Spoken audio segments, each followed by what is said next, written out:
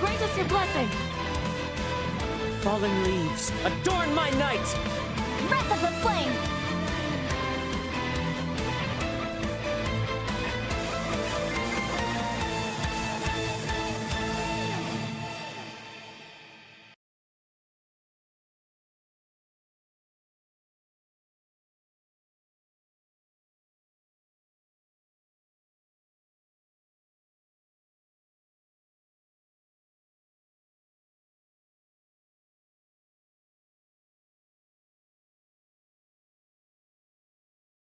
And hello and welcome, ladies and gentlemen, to the EU Major 3.8. I'm Louis, I'm joined by FuFu. How are you doing? I'm doing quite well. I am ready for some nice and enjoyable TCG from some of the best players EU has to offer. What about you? Yeah, that and Zanin. Well, he certainly came here with a plan. Let's see how it works out.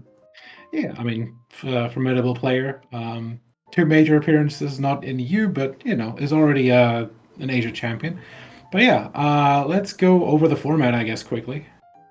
Sure. So the format is very simple. It's best of 3, single elimination, and you will be able to bring 3 decks, and you and your opponent will both be banning one of them. So if there is a particular matchup you do not want to see, or you don't want to deal with, you can always get rid of that deck. I presume we're going to get a lot of bin bans today. More likely than not. Yeah. A lot of players do not want to deal with it. Well, let's take a look at our prizes today. We're going to have a Blessing of the Welcome Moon for 5th to 8th, $15 for 3rd to 4th. So everybody who makes the semifinals, $30 for the second and $50 for the first, as well as a lot of bragging rights, at least in EU. Of course. It's only natural. All prizes will be distributed in in-game purchases, as per usual. Helps us with a bunch of tax stuff. I think mostly. The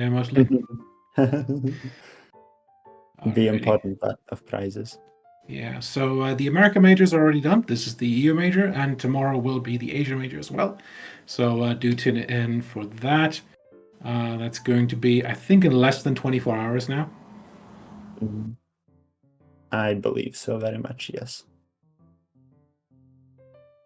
Alrighty, let's have a look at our players for today. We got 8 players coming in. Number 1 seed is going to be Delfinder. Behind him is Squibble, Kevin Z, Zanin, Alradaman, Koshinoko, Karano, and 248. Yeah, very interesting roster we have. We have 3 players that have already won a major, either in EU or a different region.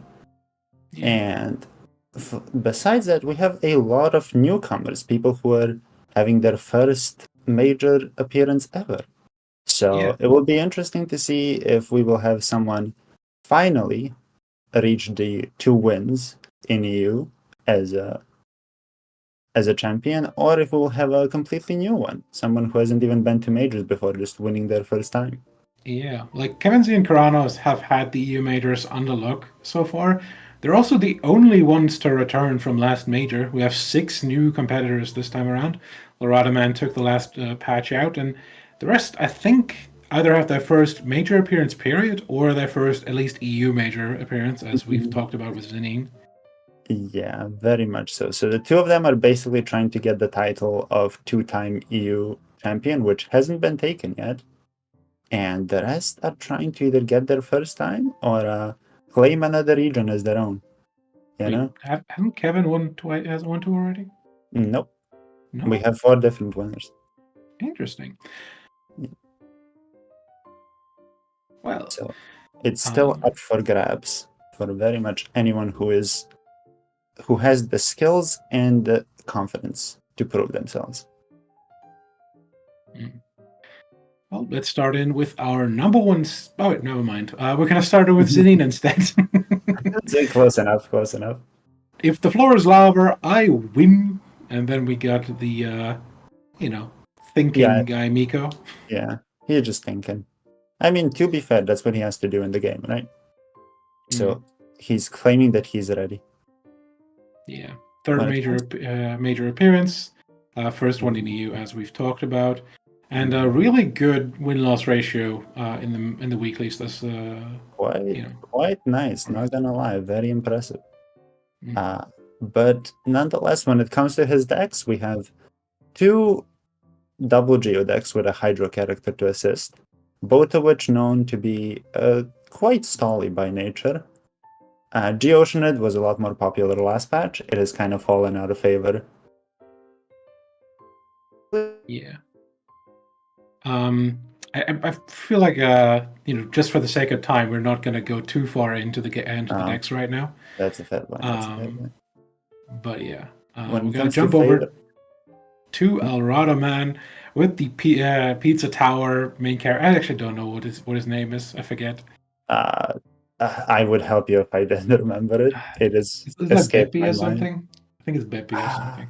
I think you might be right. I'm not fully sure. Anyway, he writes, "You all ready to get funky?" And notes that the mushroom pizza actually contains pineapple. Quite bold and brave statement. As you can see in his favorite card, it's right there. There's pineapple. I do not see how you can claim he's wrong. I can see the pineapple. It's right there. Yeah. Third major appearance for him. The takeout last patch is like a pretty usual suspect when it comes to EU tournaments. Yeah, you will see Alrado around, and he's always quite a formidable player to play against.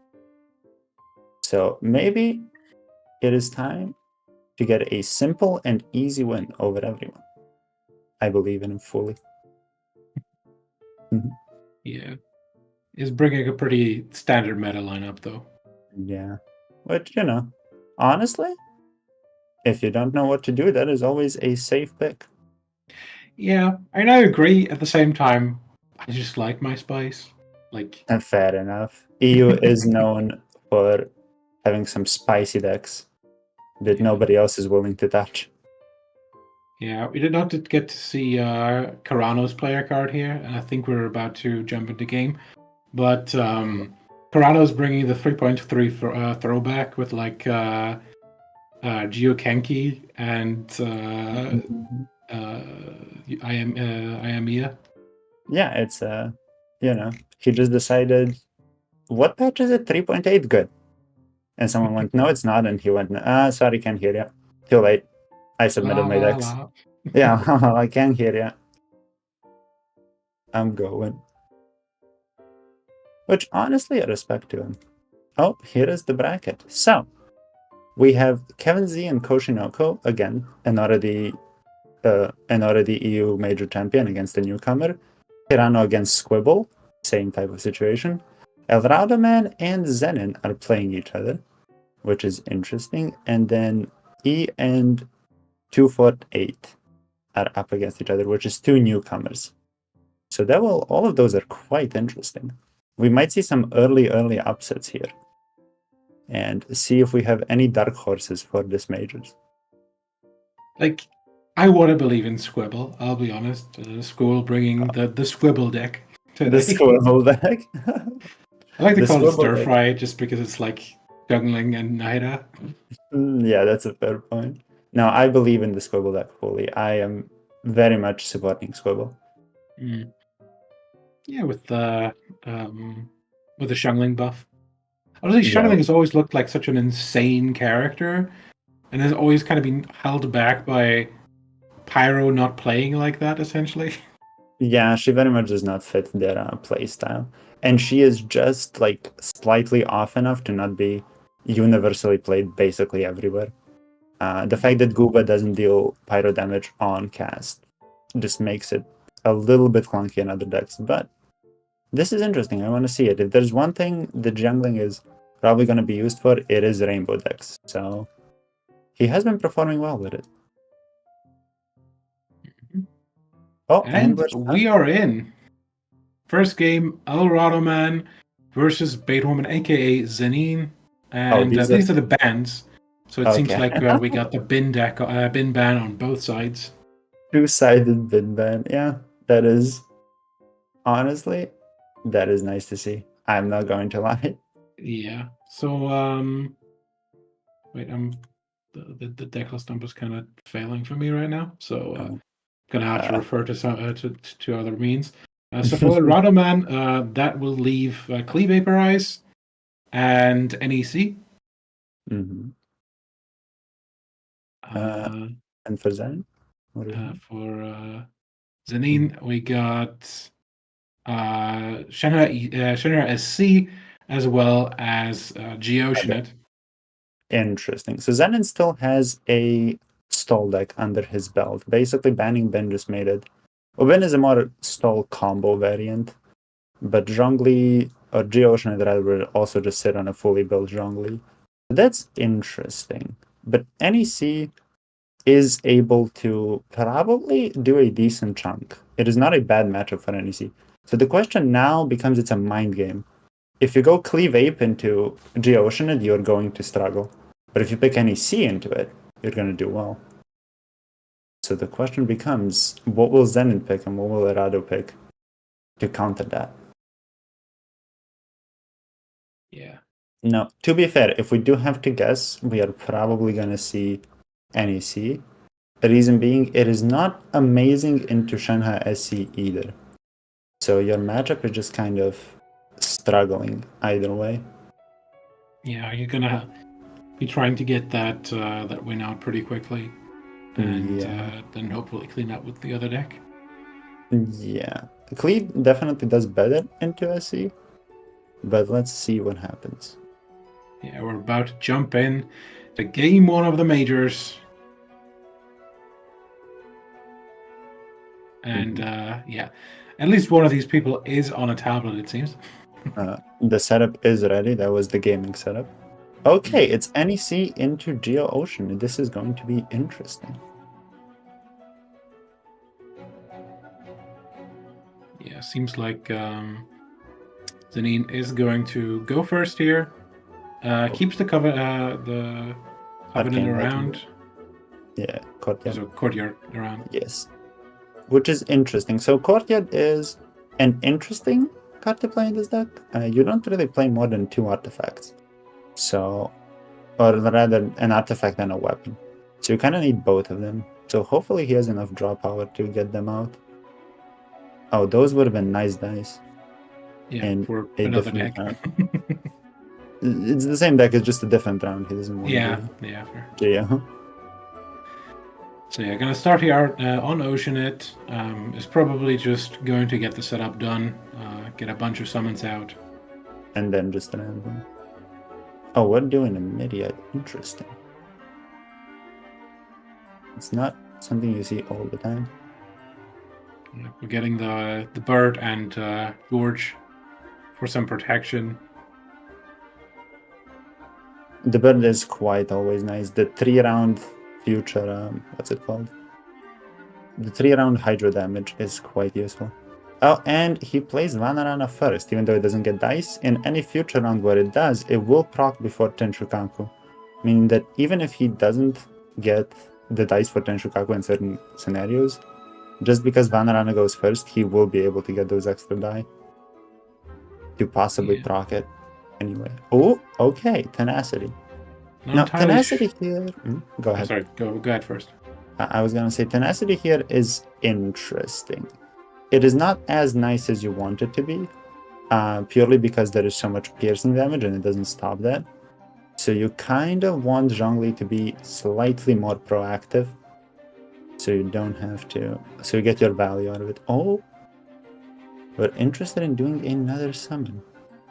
Like, I feel like if you have like 3 Hydro dice available right now, sorry, 3 like white dice available right now with the Hydro dice, I think you might be better off just throwing down the Tenacity and then switching to Zhongli and starting to do your stuff.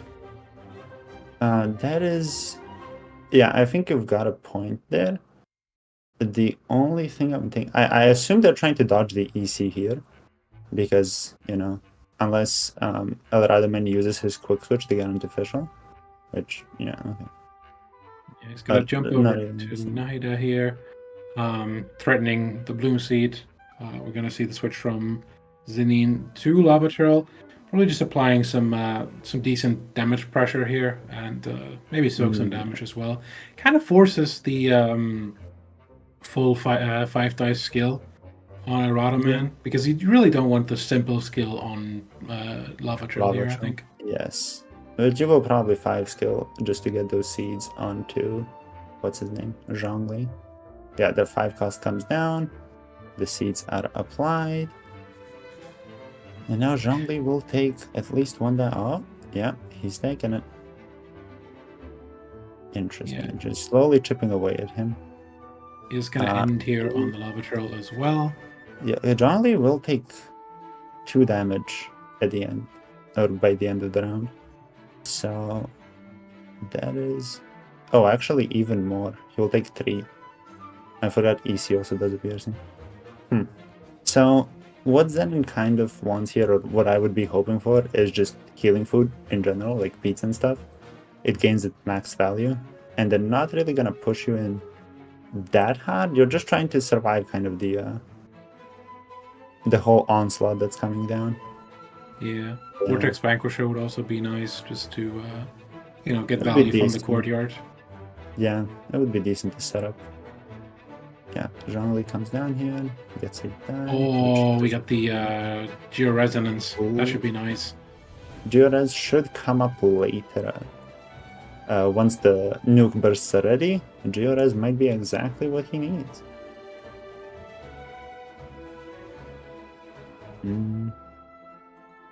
Okay, interesting dice. A lot of Geo and some animal. Seems like we will 5 cost. Oh, maybe not. Yeah. So no Vortex Vanquisher here, just kind of makes you gain significantly less value for everything you're doing, which is always unfortunate. The question is, he does draw 3 cards off of Sealy here. Will he get it then? Yeah, that's a decent amount of dice for this turn. He's sitting at 9. Alradaman sitting at 11 though, so that's a lot as well. I feel like this is sort of the turn where Alradaman has to apply the pressure, because I feel like after this turn, especially with the Sealy draw coming in, like Zhongli will be set up. This is going to be the Geo Resonance, so we're going to get a bunch of shields out right now. Yeah. So, oh, no Vortex Vanquisher still. That's great. Probably alright still.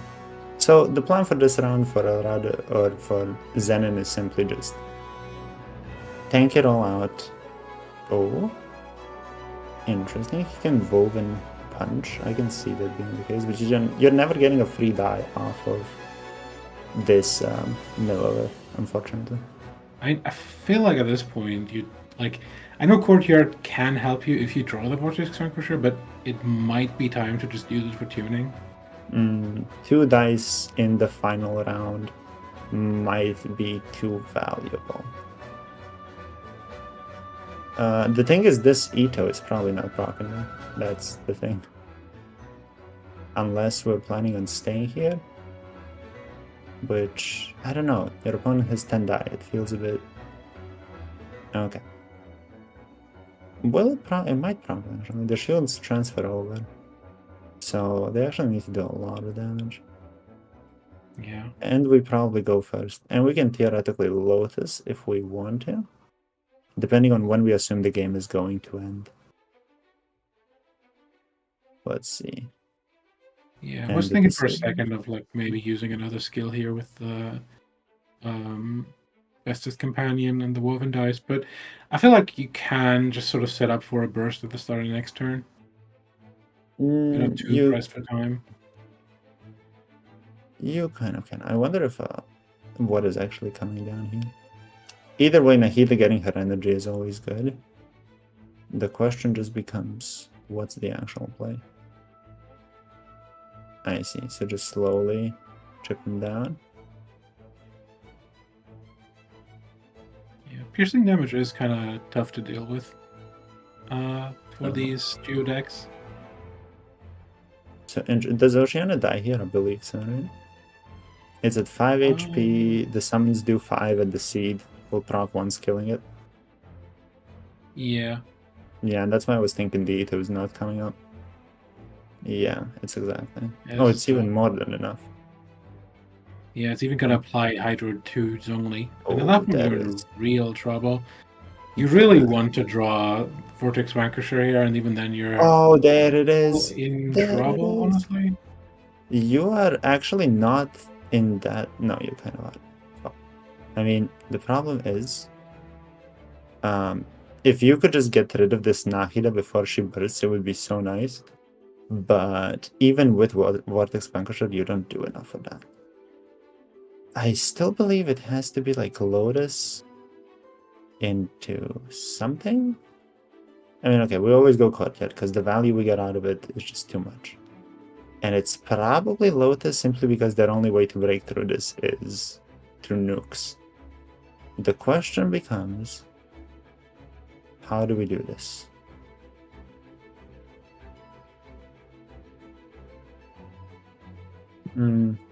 We have an extra die. If we 5 cost and Lotus, we are left with 5 dice. If we get hit, we have 6. Which might be pretty good. Okay, Lotus. Lotus is coming down. Oh, no, there's the Hash Brown instead. Oh, Hash Brown instead. Okay, interesting. It does kind of tell me that Zanin thinks he can survive this round and then use the Lotus next turn.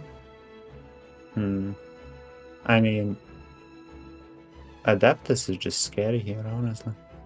But to be fair, I'm not looking at the deck list. Perhaps there is no Adeptus.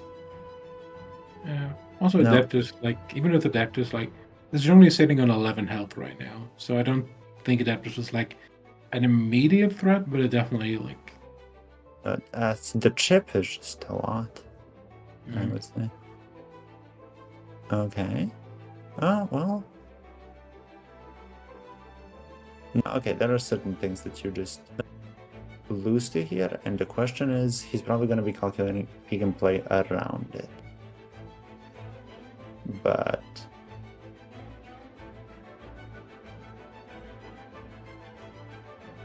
It does seem like he wants to go for the 5 cost. We probably have to tune. Interesting. Goes for the woven dice instead. I feel like you're not gonna get 2 more turns out, so tuning one of the Lotuses one of the lotuses sounds like a no-brainer to me, honestly. I don't think it's bad. I don't think it's actually even the wrong play. It might just be correct. I'm trying to think though. You are keeping a die for late. Huh. Oh, is this going to... Oh, this is interesting. So now this calcs is probably... And the question comes down to is, how exactly? Oh, are they going to send off and then...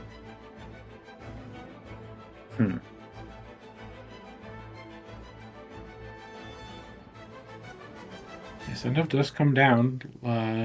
Leaves Zanin with 0 dice. It's kind of end turn here. So... Oh my. Okay, the problem is once the Zhongli kills special, Calx is officially out of the running for anything.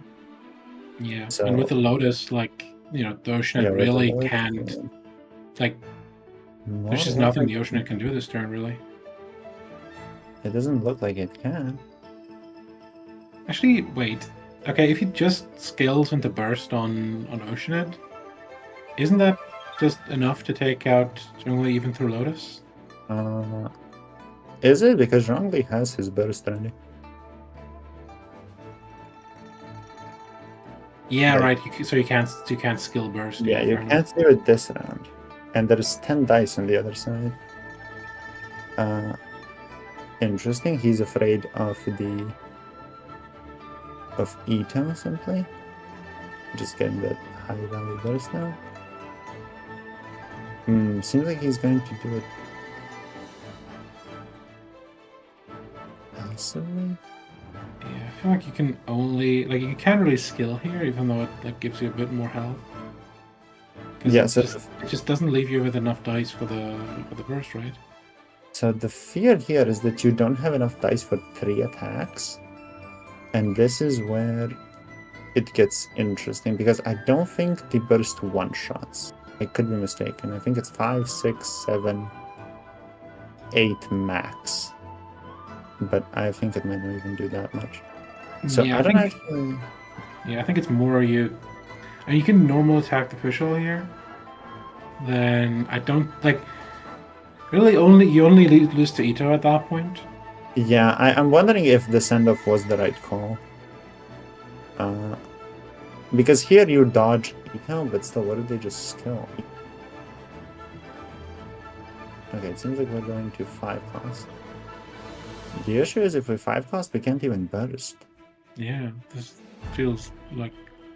Oh, we Lotus as well? Oh, we don't. Interesting. I guess it's a tough spot that Zanin's in, for sure. You really want to think through everything here and play around it as much as you can.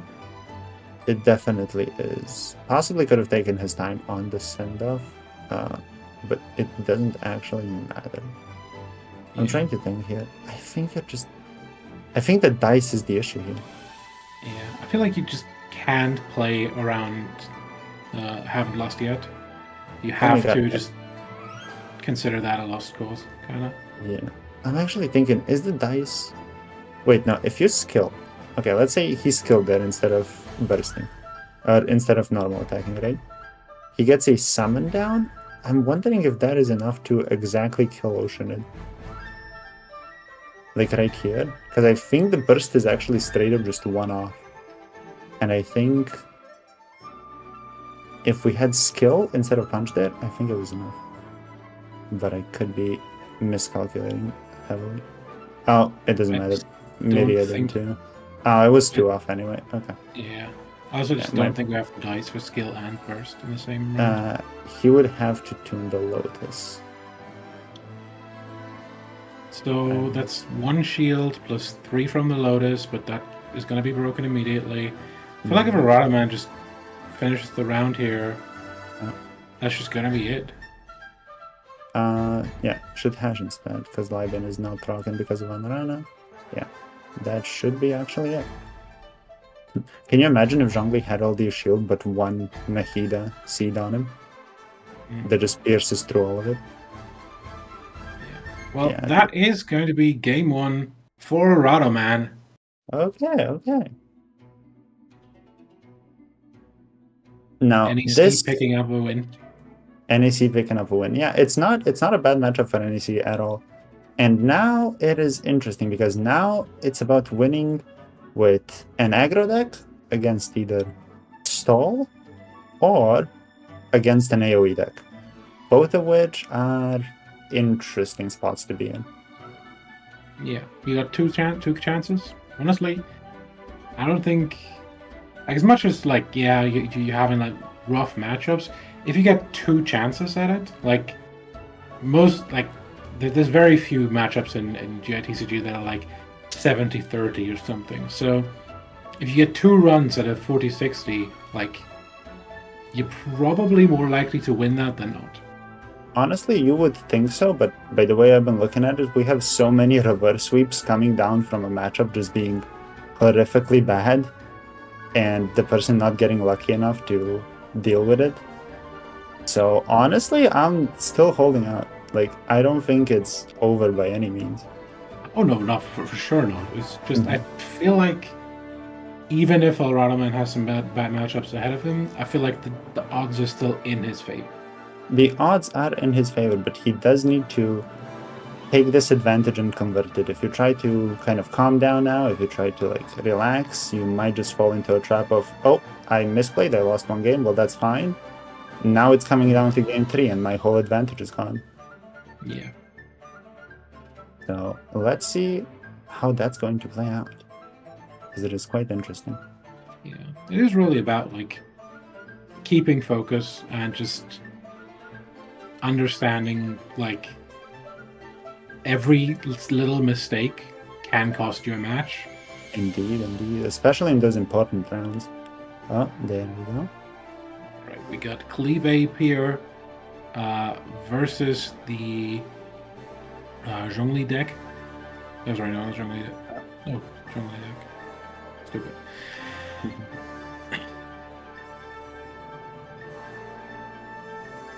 Interesting. So, in this particular case, you will most likely, as the Zhongli player, just let your characters die and then have Zhongli carry it out if you can. But the truth is, Mona... Oh, Fruit of Fulfillment. Interesting. Ooh. Interesting. I feel like building Mana Burst here is like becomes a real like threat, honestly. Yeah, so Mona Burst against stuff, against stall that relies on a single carry is actually like pretty nice, especially in a deck like in particular if they set up Mona Burst just because of Pyro Res and stuff like that, they can just counteract it so much more. Yeah, Alradaman starting on Mona here, pretty usual. I don't think that Zanin is going to fall for the FTK, but at the same time, this is how you get the most pressure out this early on. The question is, would Zanin fall for the FTK or would Zanin let Oceanid die? It actually possibly depends on your summon. There are lines in which you can just let Oceanid die, but I don't think it's going to come down to that. Yeah, especially now that we see the dice, like Zanin can't even do the double summon right now, so if like you really want to preserve it. If you happen to get the Eagle, it might not matter, actually. He was probably thinking of tuning 1, so his dice are good for running on a Vanquisher, but seems to choose against it. But the fact that he didn't tune anything probably tells me we're not just ramping here. More likely than not. Hmm.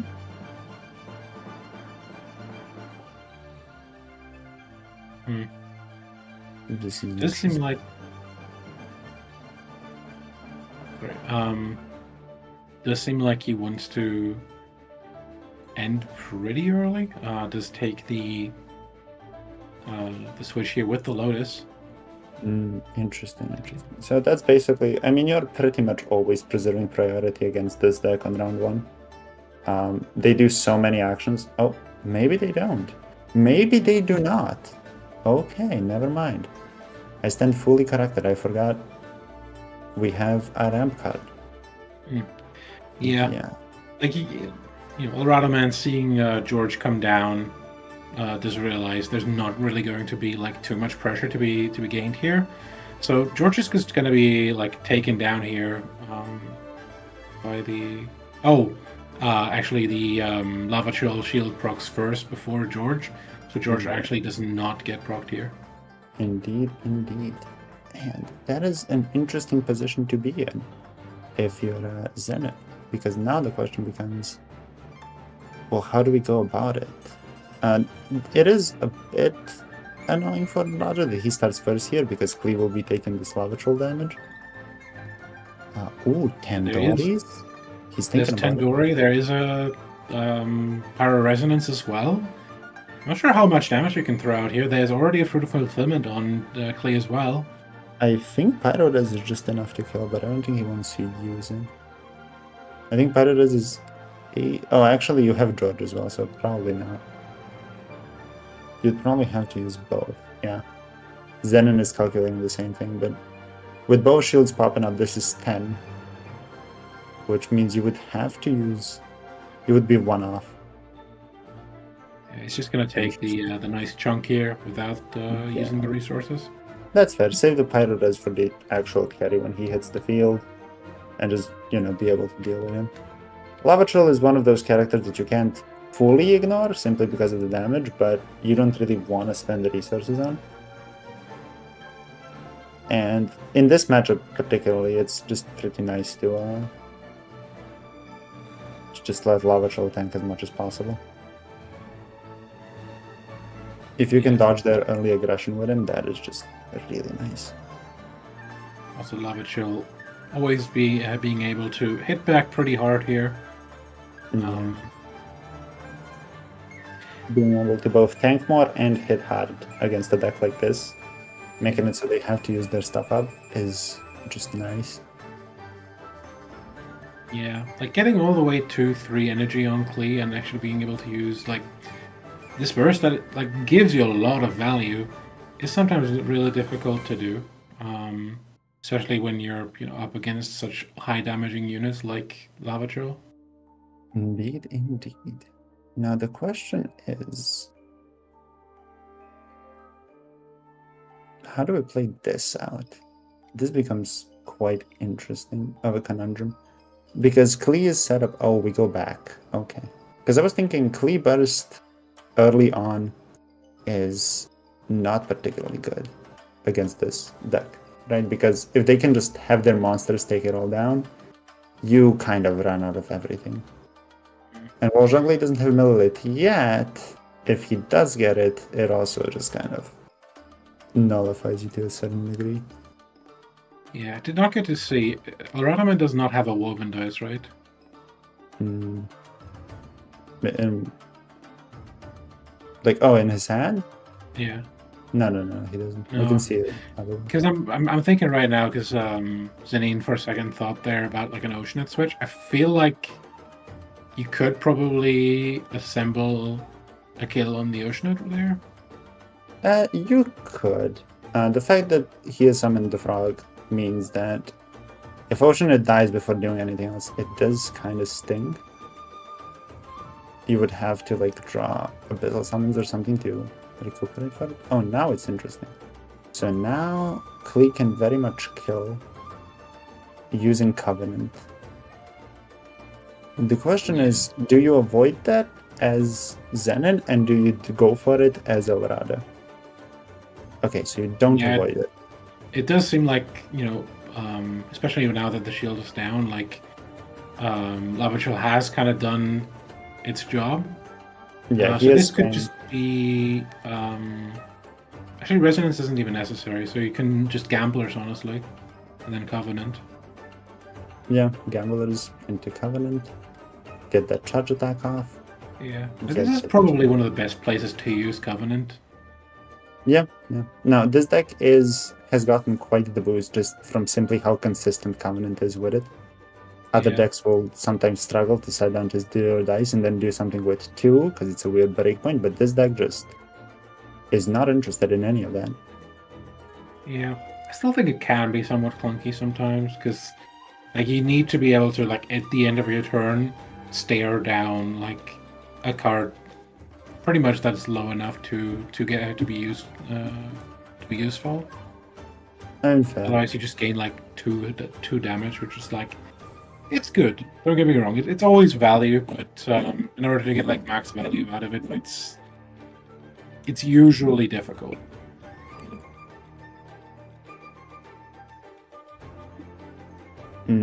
yeah, this Klee is staying safe and she's geared, which is honestly it's scarier than you think it would be. This one Fruit of Fulfillment, I mean, knowing the cards we know Alradaman has makes it even worse, but this Fruit of Fulfillment just against a deck that cannot really punish you that much. Man, it's interesting. Like, if this Klee ever against Zhongli, like when Zhongli is solo, if this Klee ever quick switches bursts and then dies, she has probably gotten way more than enough value. And with an Ito in hand I see over there, and a Strategize to probably get another one. And this Mona Burst perhaps coming down soon. Oh my god. Like, it does feel like everything that Alradaman wanted to do this game has come to fruition. We do have like good burst build up. We have like full equipment on Klee. We got the lava troll down. I feel like at this point, like Alradaman is in prime position to close out this game, if there is one in this matchup. Yeah, no, it is. It's kind of interesting. Kind of want to sack lava and then sack Oceanid, so to avoid the early aggression, but with the way Alradaman's deck is built and the way he's been playing it, it is basically moved to a mid-range deck. And the question now becomes, can Zanin survive at all?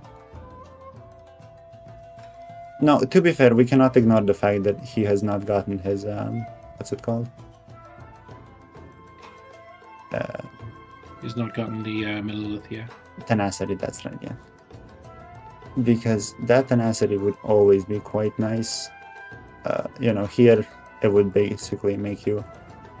I mean, you have exactly enough shields to avoid Klee damage, but it would basically be a free die. They're on Mona, they can't really dodge it. And stuff like that. With Covenant, or Courtyard, not Covenant, it would basically pay itself back immediately, which is just always nice. Yeah. You are kind of in trouble here right now because you're staring down like a lot of dice on Alradaman's side. Like, if you decide to end here, like, you're essentially giving Alradaman like the field. Basically, so yes. We're probably never just going to pass, but the question is, what exactly do you do? Maybe we do pass. Maybe we Lotus pass. Maybe don't even Lotus, but not Lotusing against... Okay, non-ironically, this Fruit of Fulfillment is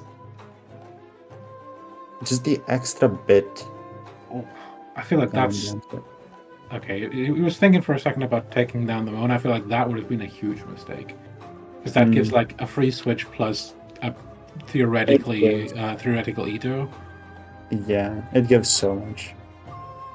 Okay, here I don't believe he has Evolvin to finish this off, but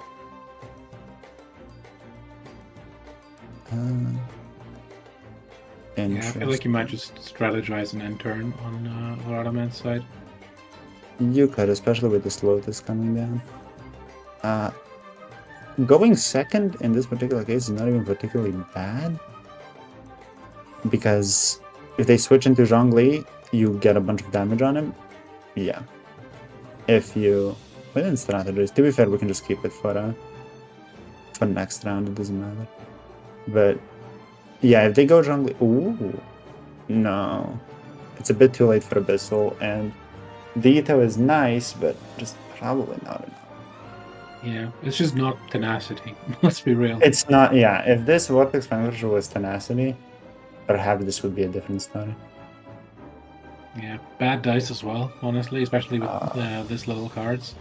Oh, that is.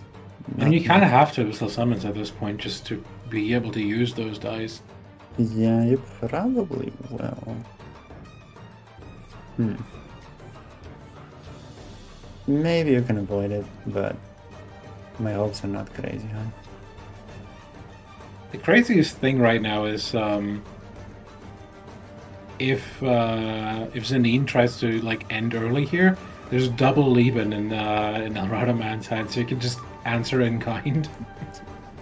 Okay, seeing that happen, I mean, you would overdraw way too many cards, but that would be comedy. Yeah, that's fair as well, though. That is simply content. Is Alradaman a man of content? Is the question. I've seen that happen sometimes. You can see it. You can see it. It's just usually not the aggro deck that does it. Usually you'll see stall decks go for something like that, but not aggro. Yeah, I mean it does play into Zanin's hand, kind of, because like you do get another draw. Wait, can you kill here? Yeah, I think you can just. You can that should be just enough. Kill Pyroras Tendoris. I think does it. Pyroras. Tendoris. The question is, does the burst just do no? No, you just no, it's not enough. Tendoris actually probably gets you. How much? Over. Yeah, it's 11. Let's go. It's 11. Yeah. Yeah, that's game. Well, the entire time in my head, I'm thinking like, well, Klee doesn't have the agent burst, right? Apparently, I'm wrong. Klee can just do 11 whenever she feels like it, I just don't know what I'm talking about. Yeah, I feel like Alradaman, like, I don't want to put this down to luck because you still need to absolutely execute it, but Alradaman got everything he needed this game. No, definitely. But I am also I'm quite impressed with the way he played it. I think it was normal attack. We can do it. Let's go. Going out on your own terms. Yeah, I'm going out on my own terms. This is not the way I'm going down. Well. Yeah. GG to Alradaman, taking out his first major winner on his way to the title, perhaps. Okay, let me quickly check the bracket. Is there a possibility that Alradaman just walks through like 3 major winners? No, because Kevin and Karano are on the opposite side of him. Sad. If Kevin and Karano both win their games, they are facing each other in semis. So if Alrado wins his stuff, he will have to face one of them. I mean, assuming they win. But who knows? Maybe there is a universe in which all major winners just fall out immediately. Okay, I'm not sure. We had like a bit of. Okay, this is correct. Yeah, Kevin and Karano are gonna face up in the next round. That's gonna be a hype matchup. So much for the theory I proposed, but Okay, interesting. So, thing is though, I thought we were gonna watch Kevin Z versus Koshinogo, but I guess plans changed. Yeah, I thought so too. You're not alone in that one.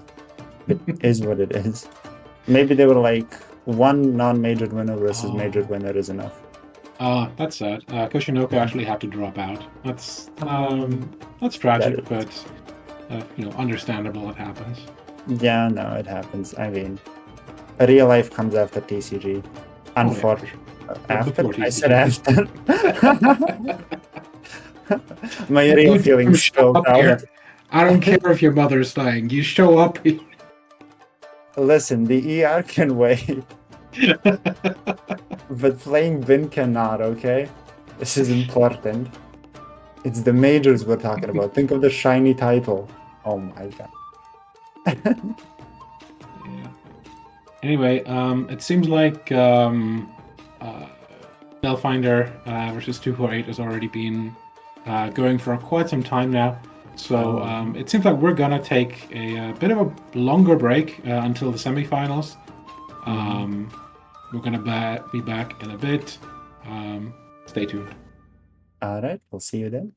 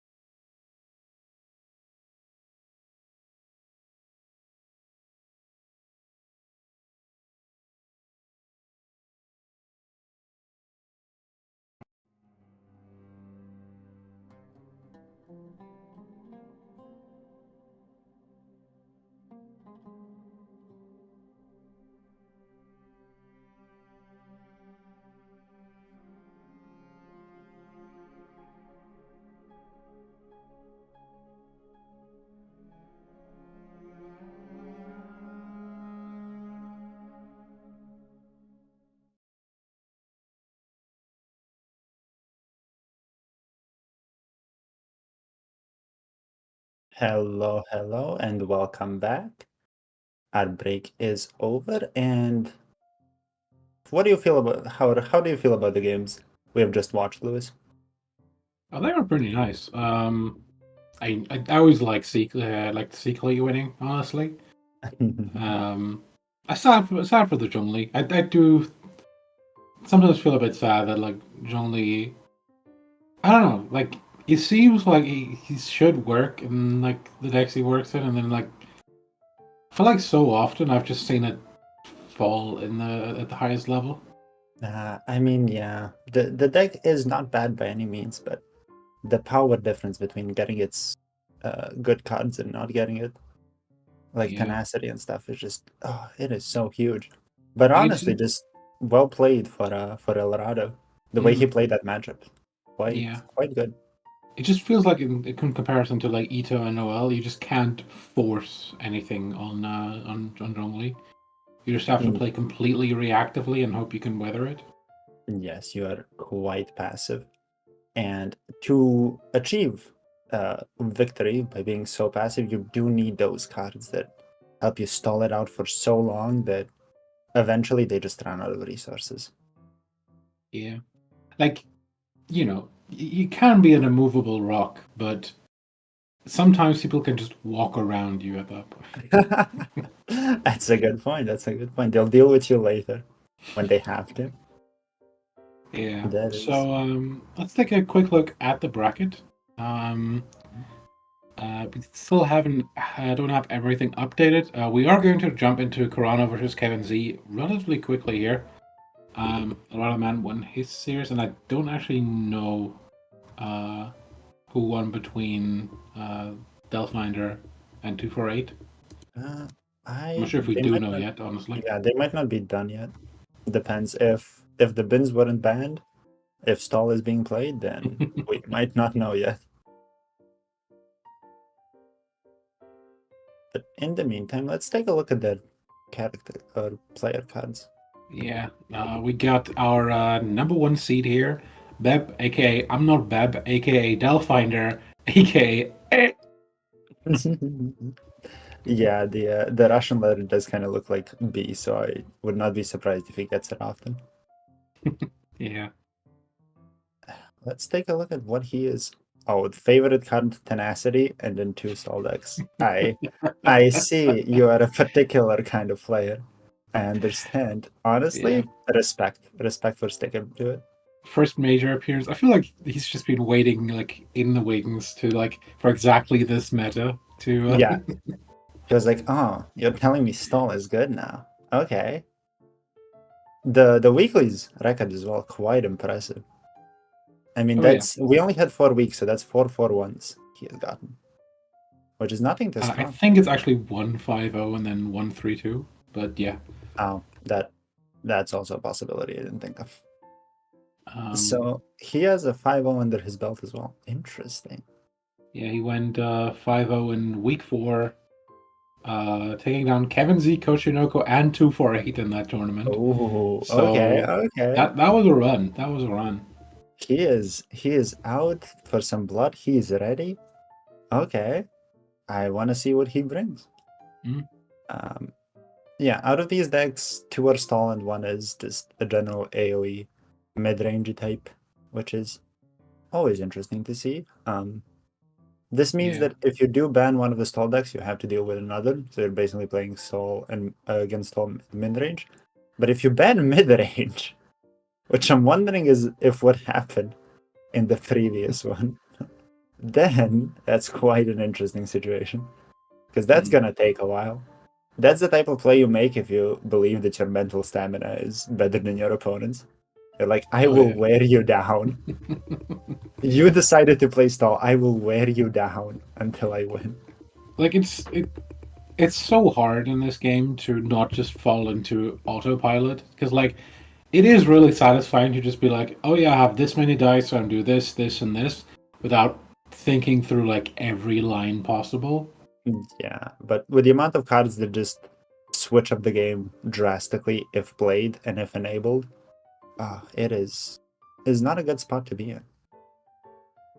Alrighty, let's have a look at our next player. We got 2, 4, 8. Also first major appearance. You're challenging me. I'm gonna win. Mhm. Yeah. Oh, he loves stall meta, but doesn't like bin. I see. I love stall Yeah, meta, but I don't like bin. Good luck, have fun to all. Join the big Russian TCG tournament, Natskin Tail? I'm not 100% sure, I'll be honest. Nustinkin. Nothing. I'm sorry, my bad. But yeah, is bringing the Kaya as the only person. Also is bringing sorry, Hydro Noel. Oh, I see. So, yeah, Noel. I wonder if that runs a Wolf's Gravestone instead of Bell, or do we still go for Bell to be more passive? I can see either on, honestly. The question is just, do you have enough to survive it? But yeah, Barbara was too busy helping Kai out, who is currently in. That's very much Kaya's stall. That probably runs Aquila and Kaya Talent and the other Yeah. slow glacier type of cards. Synchro is interesting there. We sometimes see different cards run there instead, like Ayato. Yeah. I feel like in this case, what you're trying to do is like most. I feel like most Synchro decks just start on Synchro and just try to get the burst out as fast as possible. In this case, I could see it being that you're a lot more just like trying to build both Kaya's and Synchro's burst simultaneously and using a lot of elemental skills for the shield. Yeah, you do have an insane amount of lenses with both Xingqiu and Barbara being in play. So I'm curious to see how that comes down. Although if you're against Dendro, you know, you might have a problem. Yeah, the thing is, I feel like there's very few Dendro decks coming, like being played this time around. Yeah, NSC would probably be the most popular deck that utilizes Dendro right now, and I don't think we've even seen that many players bring it, so you might just be fine. The first deck is, of course, very interesting. I do like it. Sino Quicken. As you can see, Sino is the favorite card. So I wonder if this is a comfort pick type of deck, because it's not one you see around, but it is quite the deck. Basically, it's probably just waiting to get some Quickens off of Yaya and Nahida, as per usual, and then switch into Sino and try to take your opponent's deck out. Yeah, So it kind of reminds me a tiny bit of like the old like Ganyu Sack decks, because like Naida can like do the similar thing with a bunch of pierce damage, and then Sino just cleans that up. Yeah, you're just kind of sacrificing the piercing for more direct damage. I'm interested to see what exactly it's going to do, because it looks quite interesting. I don't think people are going to ban it purely because they're unfamiliar with it. I mean, someone may decide to, but out of all, I don't know. Unfamiliarity is definitely a reason to ban a deck. I'm not going. One thing I will say quickly about actually we're gonna jump over to Squibble, who sadly has fallen to Karano, but let's take a look quickly at what they brought here. My deck has no pathetic cards. Well, okay, maybe just one pathetic card, but the rest is good. Yeah, no. Does anyone else find that this game slowly turns their brain into mush? Yeah, I can relate. Slowly but surely, it just the more you play, like when you sit down in a session and you play a bunch of games in a row, slowly you stop thinking. Slowly it becomes too much, and I can relate to that. But I feel like sometimes like GITCG has like this very unique characteristic where I don't know, like with a bunch of games, you just start with like an empty board and like your hand, and then like slowly a full game develops. Whereas like in this game, you always have like character cards on field and cards in hand, so it melds together. Like different games meld together much more easily. You know? it's not Magic where you can like take the first couple of creatures, see what happens. No, you already have 3 characters, you have 8 dice, it is time to spend them, get your reactions out, set up, let's go. Mm. And with a lot of people just bringing the similar type of decks, it does just kind of melt together. Like, oh, is it this bin game that I did this, or was it previous one? It's whatever. It's fine. Yeah. It's okay. Squibble did. All right. Squibble did bring the Squibble deck, Raiden, Shungling, Nahida. Honestly, I was quickly thinking about it, like the previous card. This is like the nightmare for the Hydro cleanses. This is exactly what's going to take you down. You can cleanse all you want, but if you have Hydro on you, like if you have Dendro on you and you cleanse with Hydro, well, you're about to take 1 billion damage off of either of these summons. So, Alrighty. Mhm. Yeah, let's jump over to the next card. We have Karano. Definitely one of the most established players in the scene. Yekuja Mikuzi. Exactly, yes. I know what that means. I have studied literally in my spare time. But looking at his decks, the Abyssal Summon's favorite card, Abyssal Summon is just fun. Honestly, we've had so many quirky decks that just utilize Abyssal Summons. And just having 2 monsters, like, most of the monsters don't really work well together, so every time you go for it for Abyssal Summons, it is always bound to be an interesting deck. Yeah. We do have Kenki. Oh, we're gonna go. No. Okay, we're back here. So Karano is bringing Kenki Geo and Ayamiya, pretty much like very much a 3.3 lineup, and then Bin to top it off. Yeah, very much so. Yeah, just like bring the old stuff and then get Bin in because it's Bin. You're just gonna play Bin and you're gonna be fine. And that is probably his strategy for it. Now, okay. Let's see Kevin, whose character or player card is a bit stylized, as you can see. The Crystal Wing? Crystal Wing. Crystal Wing Synchro Dragon, yeah. Crystal Wing, yeah. A fan of Speedroids, for anyone unaware. So it's just... I actually played it in Wind Witches back in the day. Yeah, so as you can see, he got a bit of a stylized treatment. I'm not sure why, but are we complaining? I don't think we are. Anyway, he says, "Don't let chances to win slip, else you'll never win with me as your opponent." Quite humble, honestly, like tough words, but has been able to back that in the past. He talks the talk, but he does walk the walk. I'm not gonna lie. It is not undeniable. Not all matches are meant to be won. Don't disregard your losses, but at the same time, don't dwell on them. That's fair. Many people will just think about their losses too much or get afraid of losing. It is only natural. It is beyond too much to expect to just win every game, no matter how good you are at the game. So those are some wise words I do have to say. But moving on to his decks, these are... Okay, well, Bin is pretty standard. There's not, Can we talk about Bin for the 15th time? I think we've said enough. Candace Razor is a deck he has been testing and practicing and, from what I know, fully believes in. Now, the main theory behind it is that it's very much a decent combo deck, making it pretty good against Bin specifically. Because combo decks naturally, or rather OTK decks will naturally do pretty good into it.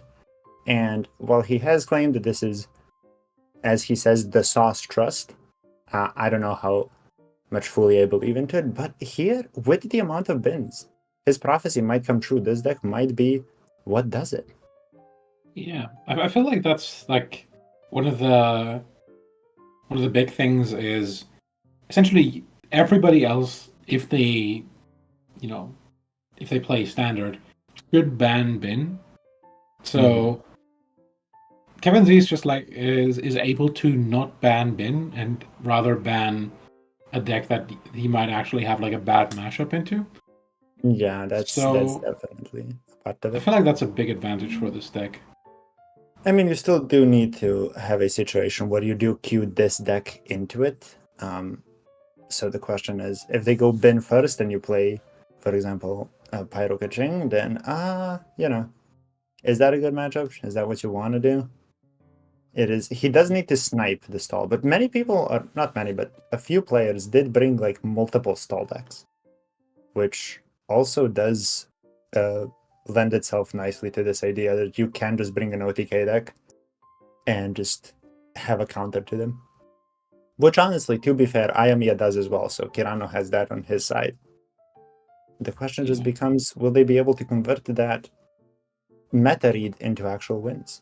Oh, and I guess we're about to find out. Yeah. It's going to be Kevin Z versus Karano, both taking their first round, quote unquote, 2-0. We're about to see the bans here.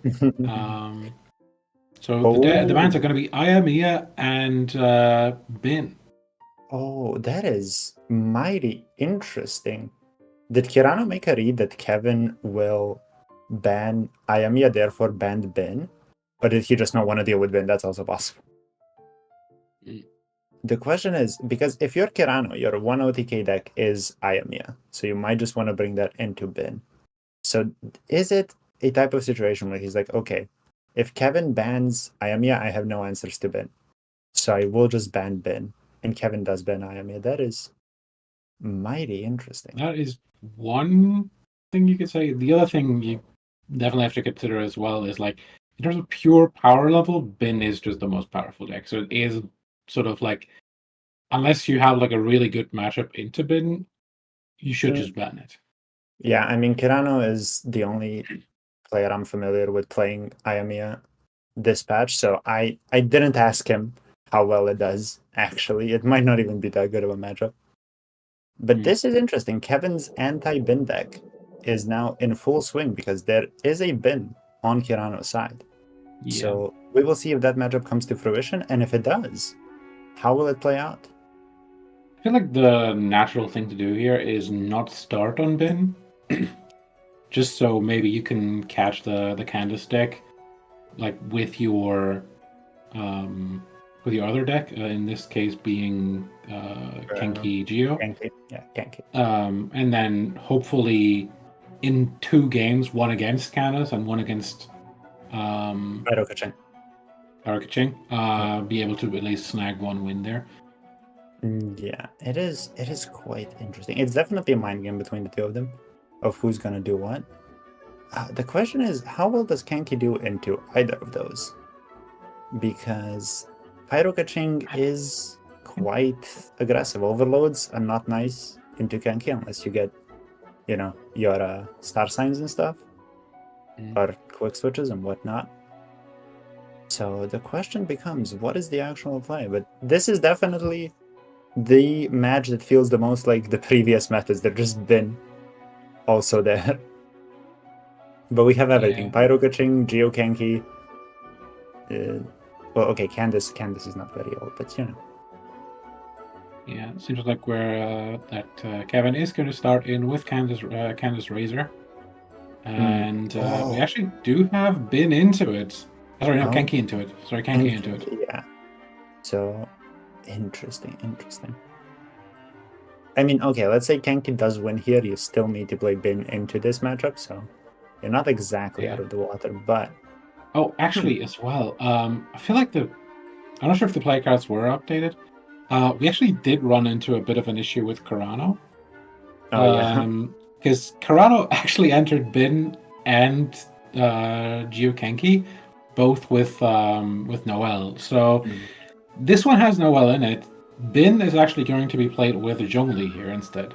Yeah, he has decided. We did bring it, or once we figured it out, we brought it to his attention. He decided that Zhongli will be in Bin, and this will have Noel instead. So, yeah. Oh, and the star signs in hand. Interesting. Now, against Shogun, you're maybe not even in that much of a hurry, but it's still nice to play against, or just to have a safe route against Adeptus. Well, actually, it depends. Oh, That's not the dice. That's not great. The didn't dice get, are not nice. Yeah, this means like essentially you cannot open up with the cryo summon. Yeah, you need 3 Omni. Or at least 1 Cryo. There's no way to go about it. Is there a universe in which he just fully ramps and gives up on Genki Burst? That would be an interesting play. Mostly because I don't think anyone can really calculate how that goes. Yeah, he's gonna start that- with tenacity here on Noel. So it does seem like he wants to go to Noel a lot quicker than you'd usually do in this Well, deck. you also gotta think that there has to be a universe in which you do get punished for it. Like he's gonna be on 7 now. With Star Signs in hand, maybe, just maybe, he can get that burst out before he dies, but I have my doubts. He would need some cards. Yeah, he's hoping for like a lot better dice next turn. I mean, he's obviously gets the Lieben dice, which makes it a lot easier to get decent dice. Ooh. Let's find the Adeptus as well. Ooh, Kevin getting the 2 Lotuses. And then 2, oh my god. Well, we got at least 1 card to tune if the dice don't work out. Yeah. My no, god. Oh my. That is not what you want to be seeing. He's rerolling everything to get his cryo dice, and it's not. It's still Actually, wait. barely there. Yeah, It's fine because of Liben. Yeah, Oh yeah. my. This is tough. Oh, this is really. He can Genki Burst this round, but he's going to have to tune a bunch. I feel like you're no, not doing that. He actually cannot even Genki Burst. He's a dice off. Never mind. Yeah, he's probably just gonna set up both summons and probably go into Lava Troll, and then use Star Sign Burst later. Yeah, that's quite possible. I mean, with how your luck has been playing out, that might be just what you're going for. You're very much not allowed to go for the line you usually would. Yeah. It does even seem to me like so Ride and Burst does 4 damage here. Are you even able to risk? I guess you could Pizza, because otherwise I don't think you can risk Kenki getting the next summon off even. I mean, there's no like you.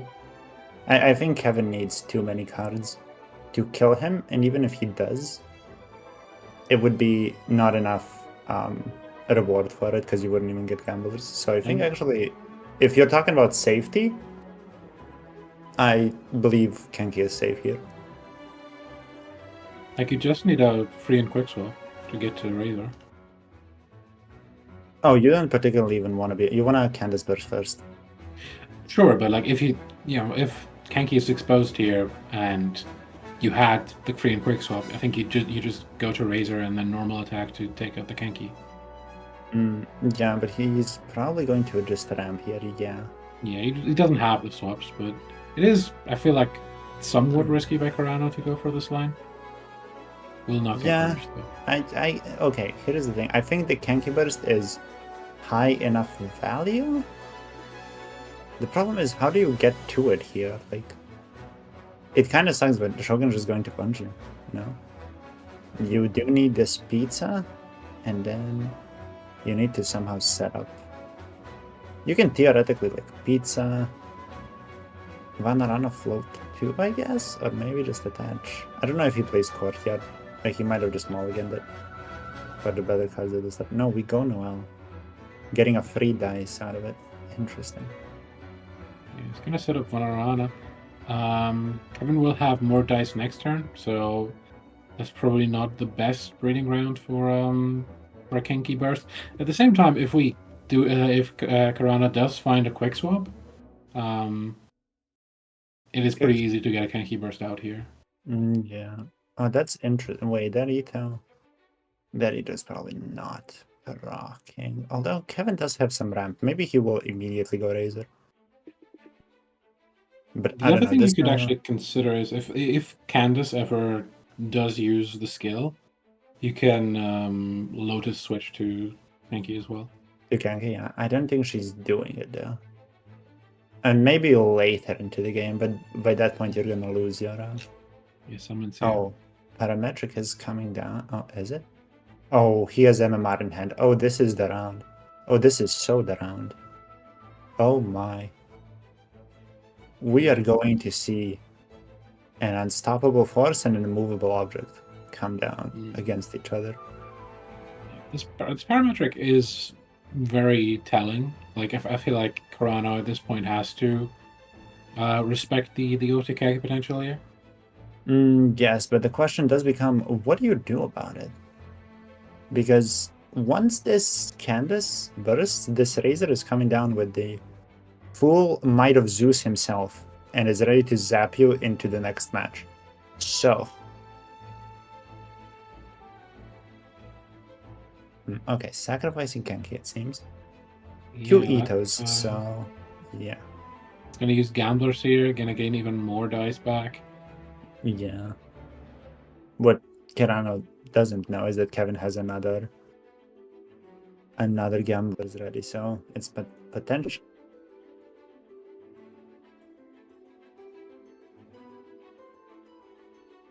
Okay. Can I get some shields out here? That is an effective 14 HP Noelle. So that is tough to break through, especially considering that there is still a Lotus in hand as well. So will Kevin try to swap stall here a bit, or will he just go for it? Oh, he does consider skilling. I guess now that the Kenki is down, you can be a bit more liberal with that. Yeah, you can kind of relax about it. Oh, we lose the quick switch, which is not good. Unfortunate. I don't know if using the Woven there to dodge it was... it was probably fine. The question is, does he actually maybe not even want to go in this round? Because funnily enough, besides the fact that Karano's playing a double Geo deck, he does seem to be the one running out of time.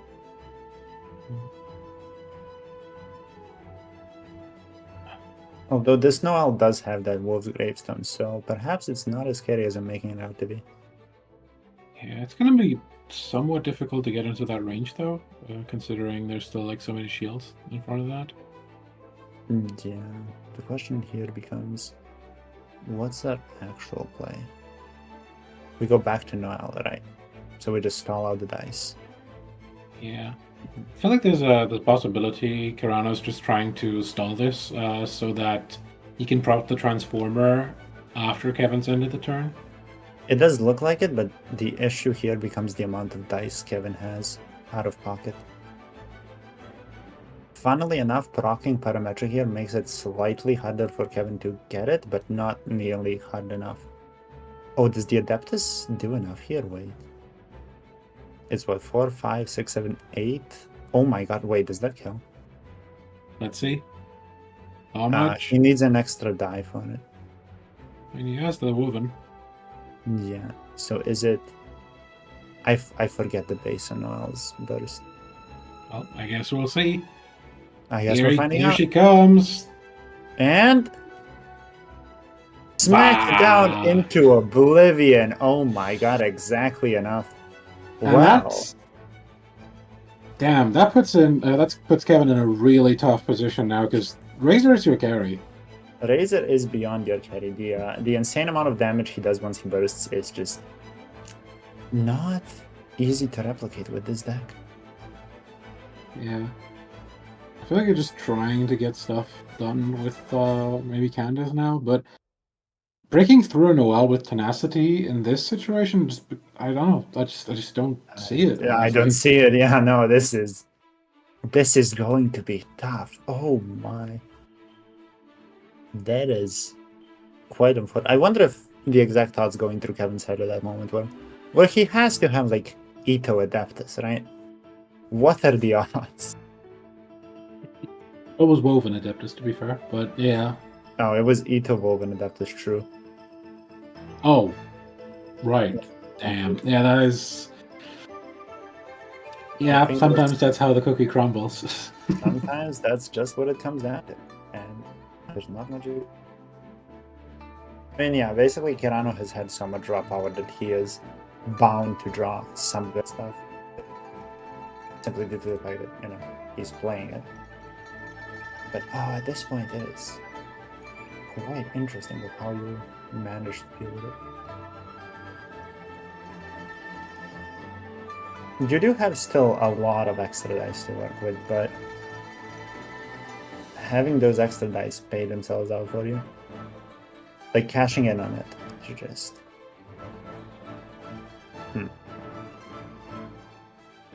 So we're really like away from a Minty plan at this point, I think. So yeah, we got Heavy Strike here. It seems like he's gonna go for Covenant, Woven. Yeah, just kind of punch. Oh, did he have like Northern Smoke or something? Sorry, I didn't realize. No, Emma, I believe, is on Shogun currently. Okay, I didn't realize. Yeah. Gonna keep going here. Gonna go for another attack. Yeah, Bringing it down to Noel. The issue here is you go down to 6, and this Noel has her burst up. So it's going to come down to Candace versus Noel, which honestly I think is the best way to play this. Yeah, the other problem is you just use so many resources to take down the lava turtle. Yeah. Like, but where's the amount of damage necessary going to come from now? I mean, Candace is good in 1v1 situations because her shield is undodgeable in that case. They cannot just switch and dodge the two. So you're basically getting 5 value off of each skill you do just by existing. So that is quite interesting, but I don't know if I believe in Candace that much, you know? Like, I believe in Candace. She's cool. I like her. Do I believe in her that much? On the positive, I guess, for Kevin, there is no Geo-Resonance on the side of Karano, because otherwise, like, you know, this would just be infinite shields you never break through. Wait, I believe that is it. On the skill, that's going to skill be it. Karano takes game number 1 and has Geokenki out of the picture now. Yeah, so now it does come down to Bin. Interesting. So now we're probably gonna see Candace Razor into Bin, and this time around, if Karano doesn't have what's it called? If Karano doesn't have Ito Woven Depth is Burst, Kevin might be slightly happier about that. Yeah. So, with the change to Zhongli, like, how much do you think that changes the deck? Honestly, kind of, but not in this matchup. So the thing with Noelle is that she's this kind of thread that, like, she's not the main thing you're dealing with, but you cannot ignore her either. It's kind of like Lava Troll, where it's like, okay, well, this is not who I want to kill, this is not who they're setting up on, but I can just sit there and let them punch me down, right? And Zhongli does not have that type of pressure. You also gotta think that Mondres is now gone, because Zhongli is not a Mondstadt character.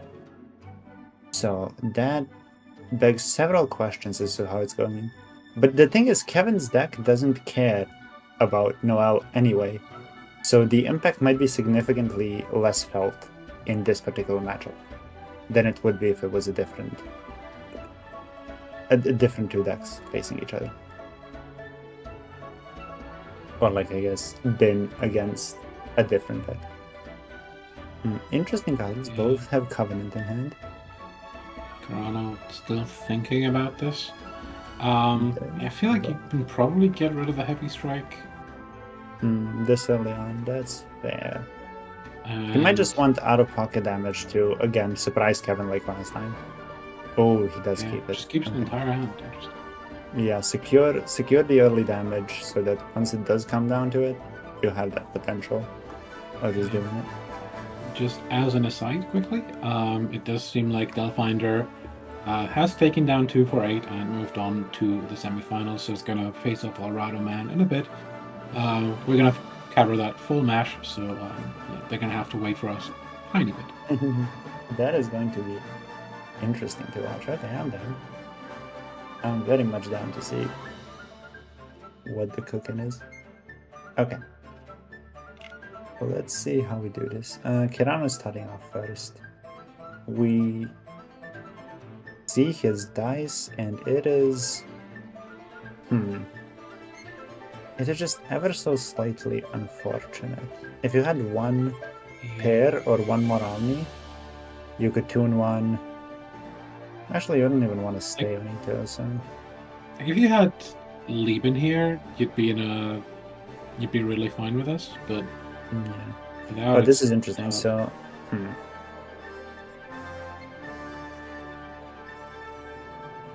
But don't you always pass before Shogun ever hits you? Isn't that the issue? Yeah. So he was thinking of tenacity for the extra die, I assume, but Shogun is going to skill first, and then you would have to pass, and then she would only hit you afterwards. So you're probably not getting much out of it. On the contrary, Kevin's dice are quite nice, even though he doesn't actually need a crazy amount of good dice here. Yeah. I'm On the wondering other if we side do. of it's like, tenacity is just good ramp, period. Yeah, let's do it. It's just quite nice, especially in decks like these. Yeah, it does come down. Another question is, what do you do with the 3 rainbow? Oh, interesting. So Hirano's going for a line of just setting up Ito early. And then he gets punched back. Giving him 1 die that he can use to switch off, actually. Huh. That is not a bad play. It's quite clever, because if you just let Kevin's deck run its course, it's probably going to take you out. So just switching it up a bit, getting that Ito ready on time to match the Razor, and then going for it, and still avoiding damage is... Oh, is he wondering about not switching at all? Or is he wondering who to switch to? It seems like he's thinking about who... Ooh! Okay. Just sort of gonna end on Ito here. Intriguing. And he's gonna ramp as well. So does that mean we're planning on taking the entire Shogun? Well, and Karano is going to start off the next turn first, so... That is true. Are we going to switch if he wants to? Yeah, I know. Just the thing is, like... Interesting. Does the switch now enable something? Not getting better. Oh, a bit, yes. Well, comparison to the last time, they are getting better. Yeah. To be fair. This is fine. This is... Okay, he will just sit there and take the entire thing. I mean, it's only -1. And with this pizza in hand now, he might even feel more comfortable. Just sitting here. Yeah. I think without his a weapon, like, you might even be thinking about... I think you have, like, another tenacity in hand. You might just be thinking about sacking a decent bit on Ito, and then actually have Zhongli clean it up. Can Zhongli clean it up? That is the question, because there is no Vortex Vanquisher as far as I'm aware. So Zhongli might just not be able to do enough against a fully set up Razor. Like, Zhongli can stall, but Razor can still take him out in about 2 hits anyway. Okay, so Kevin is kind of off to the races here. Or rather, once he bursts, the parametric dice can just be used for a Liben, and he can go next round onto Razor. But now it's just about playing around the Ito burst for Kevin. That's what he's afraid of, and that's what Karano has set up. Honestly, just make sure you're not hitting it on Razor specifically. Yeah. I mean, yeah, we saw how Geo bursts what Geoburst can do to Razor last time, so Mm. we don't want that. We didn't want repeats. Yeah. So tuning one here. Tuning gamblers. Or many people would probably pick heavy strike here. I think he's thinking of breakpoints. I think there's also a possibility you could just. The thing is, like, parametric transformer gets in the way, because otherwise I was thinking that maybe you can do stuff with Lieben here. But Yeah, get rid of Liven. But no, here you probably just want a Liven pass. Mm. Yeah, like your dice are currently the traffic light, so you probably just want a Liven.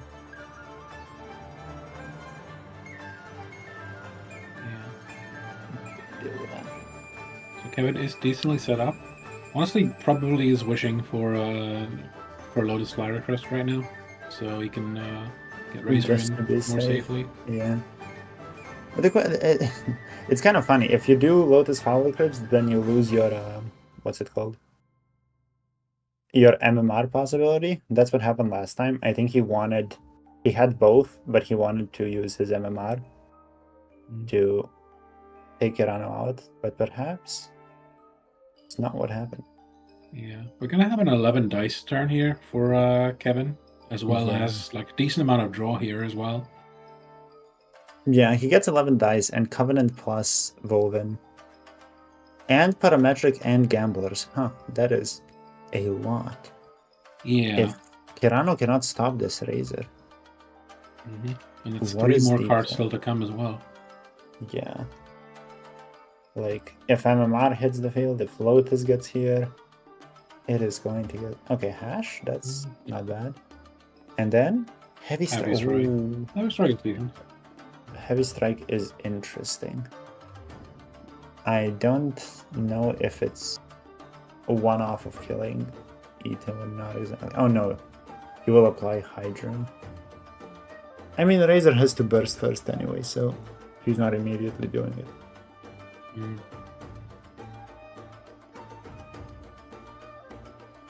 Yeah, Karano able to pick up some dice of his own from the Tenacity.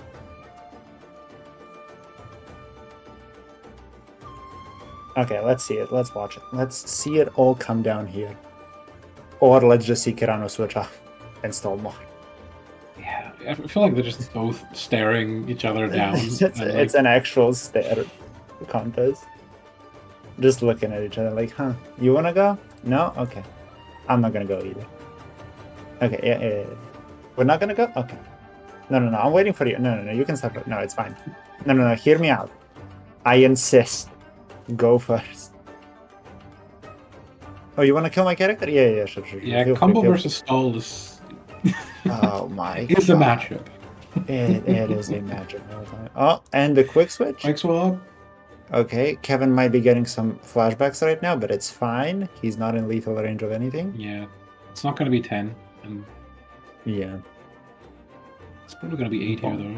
Oh, no, wait, never mind. No. I thought there It was... does 5 Oh, yeah, days. there's no no weapon, no nothing. Yeah, there's nothing. So, we probably want to hash. Yes, it does seem like it. And if we do hash, we lose to... What exactly? Probably heavy strength? Oh no, this Aether doesn't even have a weapon. So Yeah. I think if you hash, you don't even lose to heavy strength. Oh. But we're calculating...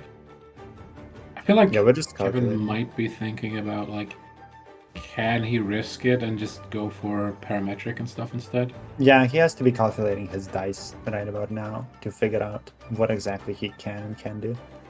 Because when you have all the dice in the world where you have MMR and everything, you just don't care anymore. Yeah, like, yes, I'm going in and I'm not interested, but here he kind of has to calculate it. Okay, we do hash. Yeah. Okay. Not go parametric tells me he doesn't really want to go, like, fully all in this turn. I mean, he doesn't have the time to proc it. That is the issue. I wonder what Karano does now. Staying on Ito here gets you punished by gamblers to a certain degree. Switching off of Ito. It feels pretty bad. But he might just go into Zhongli to deny. Oh, Barbara. Okay, so yeah, the first attack is Hydra. So you do kind of remove an element, basically, off of your own board. And I believe Kevin is one off of killing at that point. Although he might just go for Gambler's Heavy. Which... yeah, I don't think Kevin has a way to punish. I just don't see like taking down Barbara as enough of a priority that you want to use like heavy strike for it right now. He doesn't care. He wants the dice. It's not about killing Barbara. It's about getting the dice. Yeah. Oh, he even does it as a... did you need it to be a charge? Yeah, you didn't. Oh. That might have been... oh no, you're fine. Never mind. I was gonna say a misplay, but I literally forgot Gamblers. That's on me. I was thinking because you have one extra die, you can't use Covenant, but Covenant actually doesn't do even much here. Yeah, you don't have MR or NSC. This is probably very much winning. All Kevin has to watch out for is how to not lose it exactly. Okay, 5 means that Razor is in a bit of a predicament. But yeah, Zhongli is now going to be in lethal range, and Ito is going to be in lethal range, and Karano is probably going to heal up, but it just might not be enough. Yeah. Yeah. Oh, the question is, okay, you probably can Covenant. And Covenant Panorama, I guess. Yeah. I thought You can- actually Covenant Parametric might be better because you get like bad dice out, you know? I guess I have no idea if this thing is even going to like give you the 3 dice before the game ends though. It probably will actually. You punch once, they punch once, you punch once. But I swear to god the game ends by that point. Regardless, we shall see. It's kind of funny, the person ending first is the difference between the Zhongli living and not.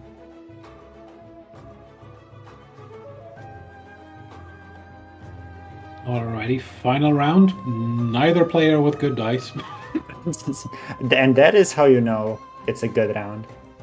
When no one has any good dice to work with, that is the true testament to skill. Well, it doesn't matter. I mean, Kevin doesn't care. He just punches twice, which is quite nice. Playing normal attack decks is just the beauty of not having to worry about getting good dice. There's a flower crisp. Oh, interesting. That does put Ito slightly out of lethal. But I don't know, man. I don't want to be the Ito staring down a Candace and Raiden, even if I do take this Razor out. You still have pizza ticking. Got Millilith, giving you shields each turn. It is still tough to break through. The only thing like I think you need at that point is like to draw Geo-Resonance at some point. Well, I mean, you just say that, but Kevin does get about, let me calculate, 10 billion dice this round. Off of the Gamblers, the Parametric, the Ito, if Razor does die. It is just... I think they can actually break through you this round. No matter what you do. Is that just... That is interesting. So, yeah, Candace does run out here, otherwise Zhongli would be dead. Now the question becomes... Ito dies through Lotus here, simply because of how Razor works. Yeah. But I think if you... Yeah, you can just kill Razor, because your burst is still up. Okay, now it's actually a bit weird. Yeah, now the question... I do have enough dice to... Normal attack, I guess? You can. At that point, I think you have to sack the Zhongli. So you have a different issue here, which is that Karano has to be the one proccing your parametric because, funnily enough, neither of your characters actually do it. Candace being delayed makes parametric not thick, and Shogun just summoning also doesn't do it. Is this actually? Is this actually happening? Is it? Is this Ito about to actually go back? Go Candace here and you skill. This Ito will, or Karano will switch over to Zhongli and then take the damage. And then... Actually, wait, yeah, you have to. I was thinking like maybe you stay, but like at that point the electrocharge takes out the Zhongli and you lose. Yeah, it takes out the Zhongli. You could... Okay, you could Gambler's Tune 2, kill, you'll get your die. Oh, we're gonna... Oh. Even that. I feel like that you play like a lot into his hand at this point. Like you just make the Lotus Crest completely useful, and now Karano can just switch off. If Karano does switch off, does that save him off of the burst? Maybe, perhaps actually. Because that's the... Oh, actually, I don't think it does. Because that's the one thing they can actually get the last stack on this parametric. Yeah, I think Karano just says... Hopefully Kevin doesn't have those. Yeah, Gamblers is actually not coming up. Yeah, probably get rid of Sealy. Yeah. And then... Yeah, that's not going to proc this game still. Okay, yeah, and now Parametric is procced. Ooh, we don't have any Hydro dice. No, it doesn't matter, because Candace does. Oh, we still have, we still have one more, card in hand to tune. Well, actually... And Kevin Z takes game 2. We're going to the final one. Oh my god. Well, actually, even more meanly, you can just switch. You don't even have to tune anything. Even if you were struggling with your dice, Candace does do damage on switching, and it would be just enough to take it down. Oh, yeah. So you're probably fine. So yeah, we're gonna have Zhongli Bin versus Overload. What's that? I think it's Overload. Yeah. Yeah, Pyro Kaching into Zhongli Bin. Mid-range into a Tolda. Honestly, I would say it's looking good for stall, but I'm not actually sure. See, usually if it was normal bin, Noel and Bennett smacking each other would probably be fine for bin, but now...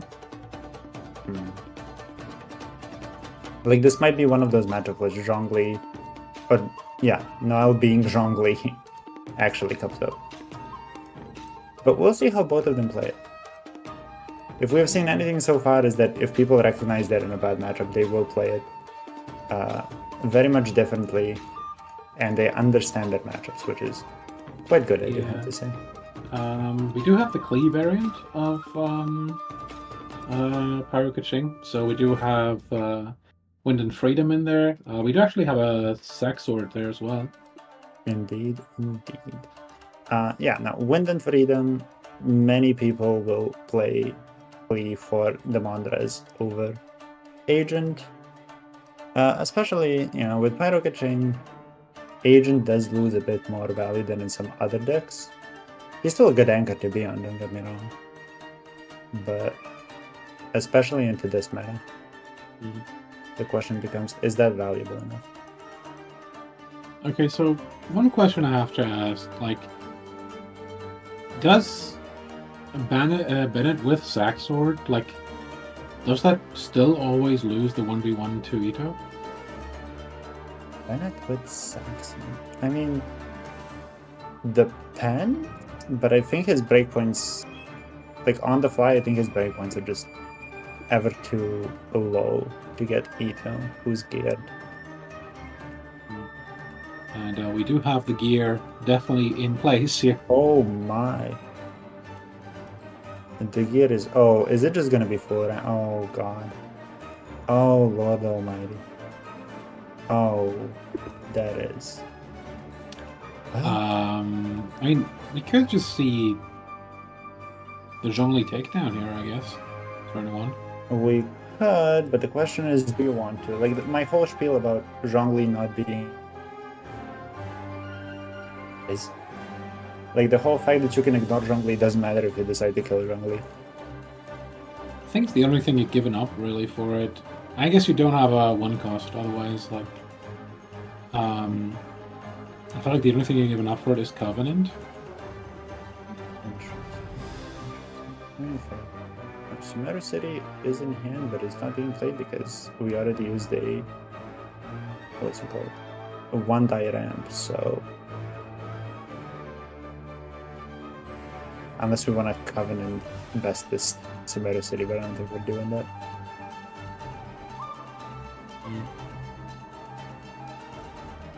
Yeah, that's a lot of waste for a Sumeru City. Yeah, it's probably not worth it. And you also gotta think about the fact that you're losing cards in hand, which makes it worse. So you're probably not going for it.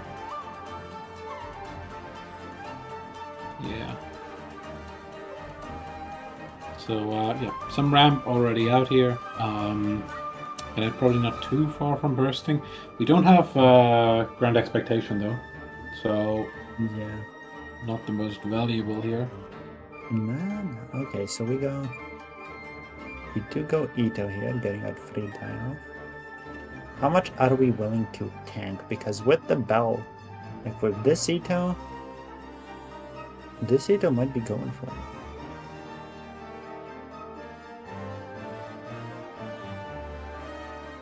The bell, the pizza, everything under the sun, I mean... Kevin will need a really good cards in hand to punish you. Does seem like Kevin wants to ramp as well, at least a bit. At that point, you might just run into Liban as well. I don't think it's full ramping. When you play Sumeru City, you usually want to get its die. Its free die. Yeah. Now pick the Liban? I can very much see that being the case. Because Karano will more likely than not just use his skill here. Yeah, Ushi's coming down. Ushi's vibing as usual. But you don't want to... Oh, you do want to go for it. Because that's what the tuning was for, that's fair. The 3 damage makes sense. But, yeah, I do like Liban more. Yeah, that's fine. Especially because it's still playing into Ushi and a shield. Yeah, you're playing into Ushi, you're playing into a shield, and then it gets a bit awkward. I don't think... Oh, you can die here. The question is that fine? Yeah. Oh no, there's not enough stacks. Never. Oh, well, actually, no, you're dead to Ushi. Yeah, Karano does take down Bennett here. No. Honestly, that makes it really tough now. A Pyro-Res on demand here would be decent. The question is, can Karano just take his sweet time getting back to Ito afterwards? With the pizza in hand and Barbara skill and everything else. You don't have the Bennett burst to just push him off. Yeah. So you're just kind of sitting there. Okay, let's see. Oh, the wrong woven. The wrong woven. Yeah, that's the only thing you have access to. Yeah, this is going to be somewhat tough, especially because like Kevin doesn't really have, like, neither has the Bennett burst, but nor has really the cards to like threaten Ito in any real capacity. In any real way, yeah. He just kind of like, okay, but massive W, Ito doesn't get a die here because he got switched off. So I would say that's a win. That's a win for Kevin. I'll take that any day. Yeah. Honestly, I feel like it must be crushing to just see Karano full ramp, turn 1, put all the equipment down, and it's like, Yeah, Yes, this is gonna be an uphill battle for like the rest of the game. Yeah, a fully geared Ito and a Zhongli that's like Zhongli that's literally disposable because he had to switch the deck around has now just become a meat shield at a perfect time, and it is just oof, that's gotta sting.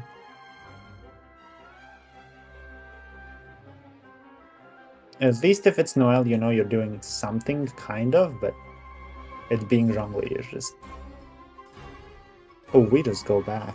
Oh wow. Yeah, no respect. No respect coming down here.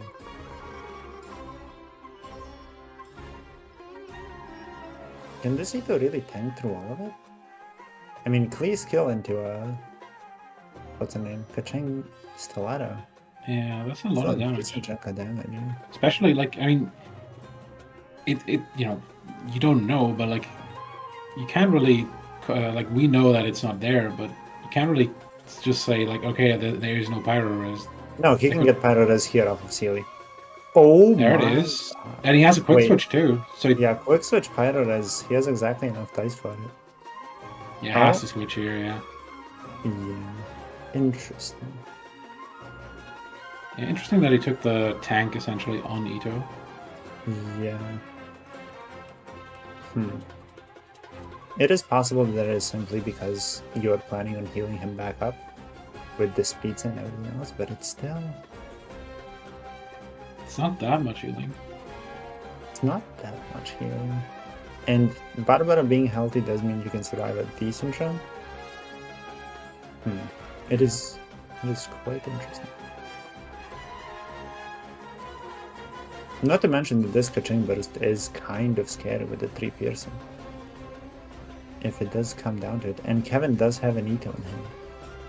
So Kevin now has a lot of tools at his disposal. Yeah, Klee just killed there, so there could be a charge attack coming down. Yeah. Like, honestly, the Sealy just kind of saved Kevin's game here. Just putting Tandoori and Pyro Res in hand. Yeah, the amount of out-of-pocket damage. I mean, he's run to a decent chunk of his stuff, so eventually you have to see all that. But interesting opting against it. Going for Kaching, getting that burst ready. Can't hate on it. I think that's completely fine. The question is... Okay, if Karano ends turn here, you can Wait, does with the Kevin woven wanna... dice do a lot of stuff with Klee. I was thinking if Kevin wants to what's her name? Kaching Burst here. That would be a crazy line to go for. So Sumeru City, Covenant, Woven, Bestest would actually get you a burst out. Oh? Wait. Oh, he might just kill instead. That's also perfectly fine. Also, we got one Pyro dice, so it doesn't even... Oh, he's thinking about it. No, it doesn't matter. This, and then Toon 1. You gotta choose what to do now. That's a bit of a pain. He's going for it.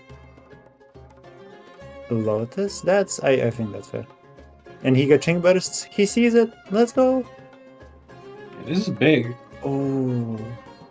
Okay. What now? What now, Kirano? Yeah, what now? What now, Kirano? Looking a bit scared, are we? That's 3 piercing. Not so smart now, are you? I mean, okay, Kirano does still have tools here. Holy... Yeah, I mean, yeah, no you just watch dice Kevin left on spend Kevin. everything. Yeah, you just watch Kevin spend everything under the sun to get that burst out. Yeah. This is still... Oh my.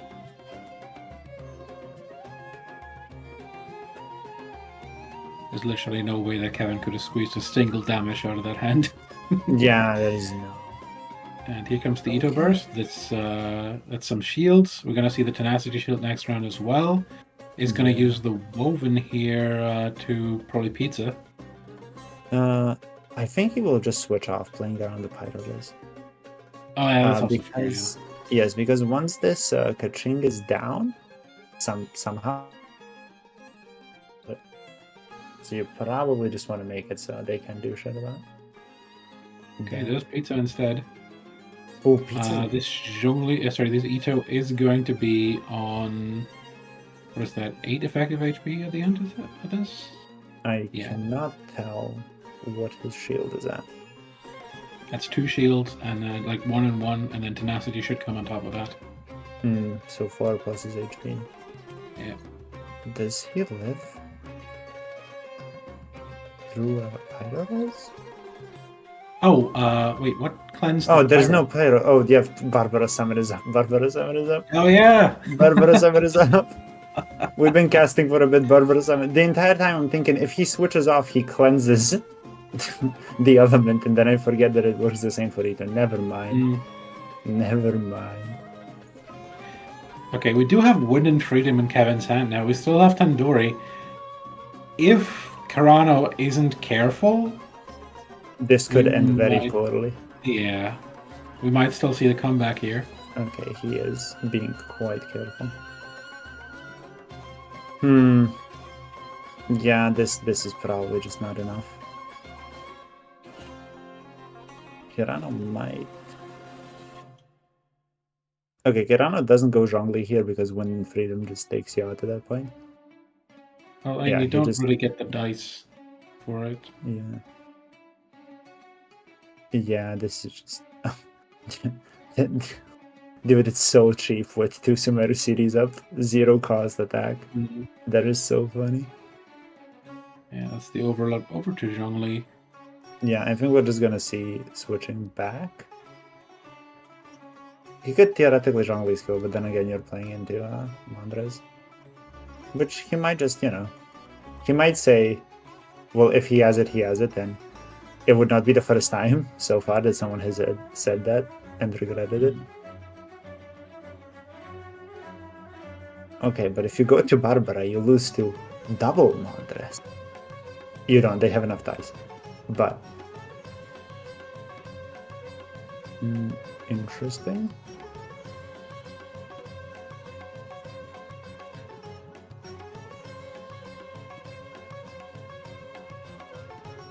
We could, if we do go Barbara, and we do just sit on her, if they kill, you go Zhongli.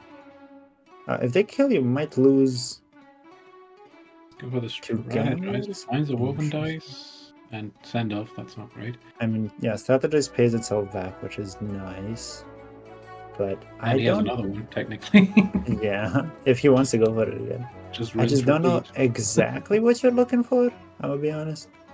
Lotus Probably maybe, like so a- if you get Yeah, overloaded, but I don't know. Just going Barbara here. Teams. guarantees you get to choose the character. Switch to. Yeah, and then Kevin goes back to.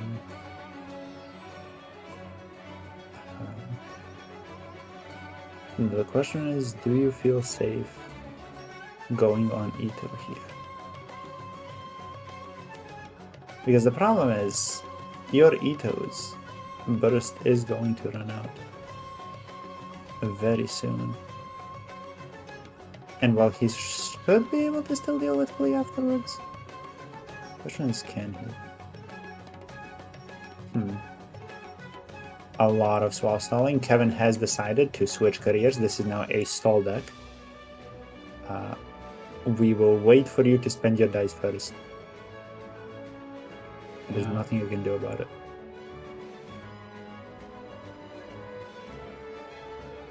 I guess if you did Zhongli's skill here, you'd get a shield. But decides to jump over to Barbara again, and then at that point, Kevin just has to end turn with 2 dice.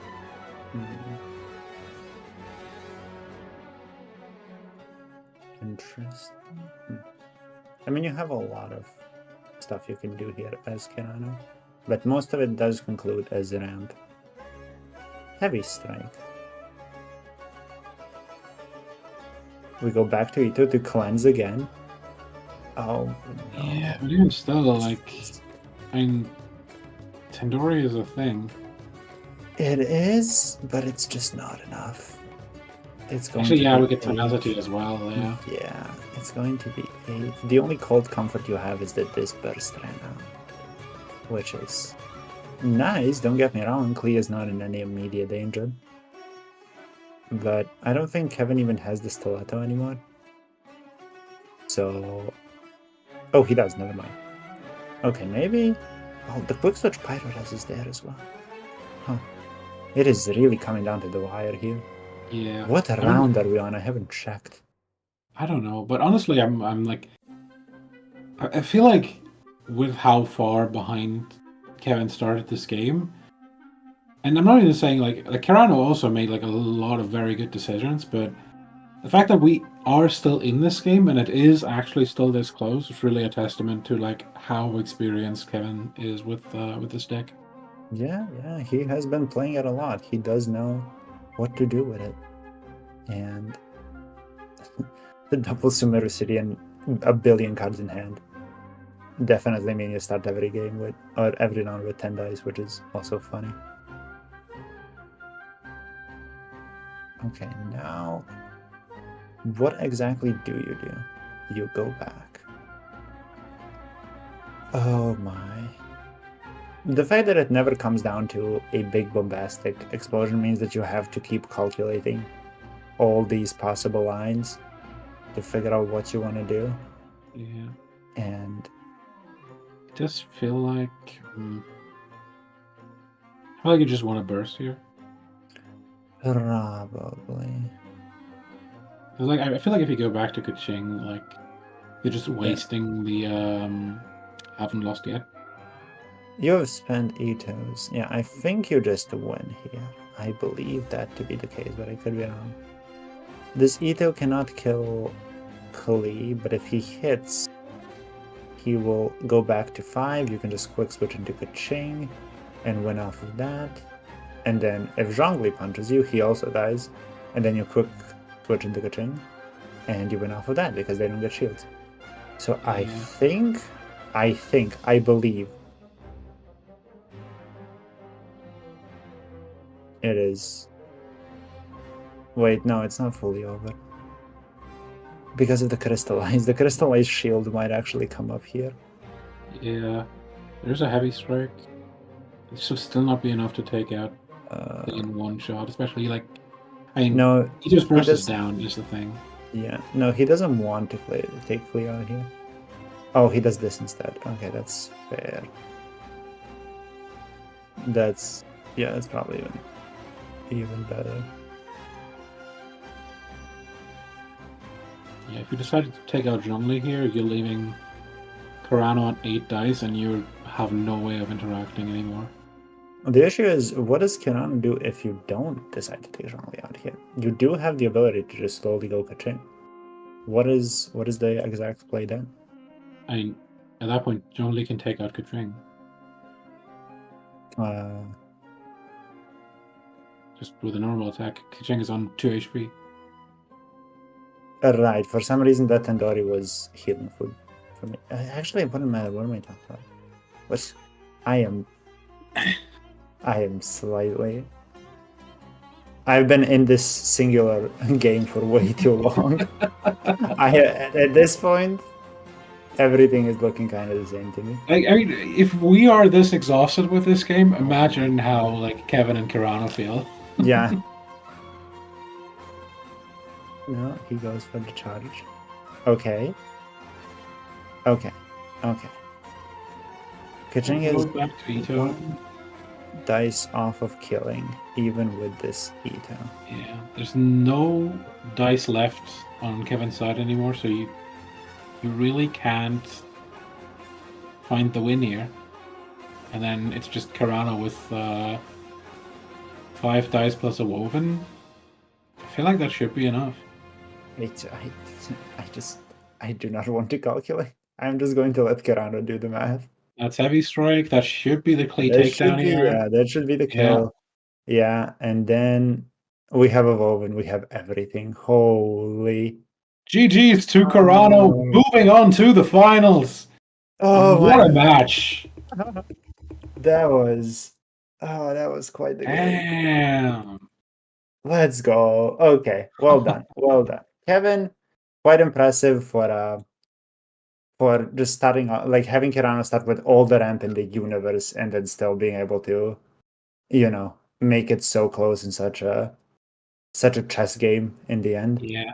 But Kirano finds the way to play it all out and still win. It is crazy to me how like so many matchups, if played like well by both players, and one person doesn't get like a ridiculous amount of more luck than the other person, often just come down to 2 HP or something. Yeah, no, definitely. If you understand the matchups, if you understand how to play it, all of that stuff, it will almost always, well, unless you get insanely lucky or unlucky, Mm. it will come down to several things because the end game is almost always just very interesting, explosive, and everything's coming down. Yeah. All the resources are coming out. It's usually going to come down to only a couple of HP, only a couple of dice, and going, well, if they happen to have it, they happen to have it. Not much I can do, you know? Yeah. Like, it is kind of funny how like it feels kind of like chess in a way where like the early game is very formulaic a lot of the times. But the end game, you always get into like a completely new game that you've never seen before. Yeah. Oh, oops. Yeah. Even with different matchups requiring different starts and different ways of going about it, it is very formulaic because if you know a deck, you probably understand the matchups and how to play different ones. So it's still very much formulaic, even if you just made it up yourself, You kind of know, like, okay, I drew these cards, I can do this, in this matchup, I can do this. But then the end game, the mid game kind of shows you where it's going, and then the end game is exactly where it all comes down.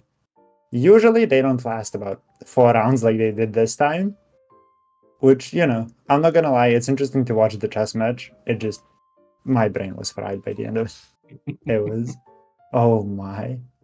Yeah. I forgot Zhongli can deal 2 damage, right? At this point, everything was the same. I could not. I feel like everybody other than Catalyst characters can deal 2 damage.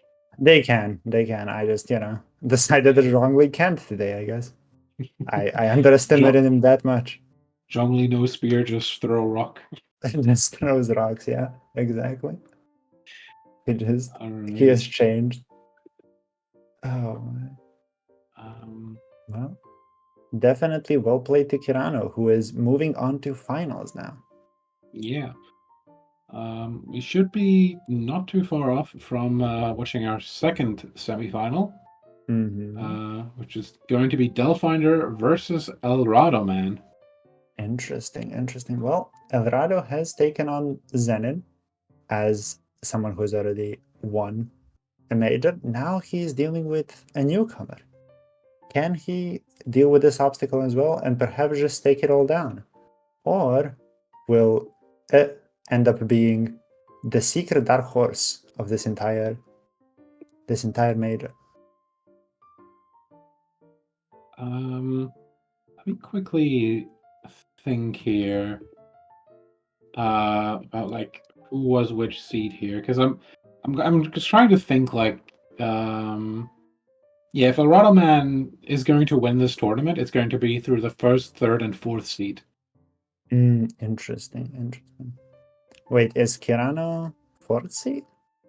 No, Karano is. Oh wait, sorry. Yeah, Kevin would have been the third seed. Karano is actually seventh seed. Never mind. Yeah. Kirano does the usual thing of getting enough and then going to do something else. Karano goes 5-0, 3-2, and says like, it's enough. Yeah. No. We asked him why he didn't play, and he said, well, I have enough. What's the point? Yeah. And we were like, yeah, I mean, what can you say to the man? He's got a point. But yeah. That does make it interesting for both of them to see how this all will play out. I mean, okay, we can always have a situation where Kirano just gets the coveted 2-time EU major winner title, which we still don't have in this region, which would also be quite hype. But we could also have the newcomer or the old head also get that title. So let's see. So I guess I don't really remember who are the champions now. It is Kevin. I guess in order: Kirano, me, Lamevis, and Kevin. Okay. Oh yeah, I So- remember Mavis actually winning. Yeah. Yeah. So we have 4 different ones, and we don't have the 2-time title claimed yet. So that could be interesting to see. Yeah.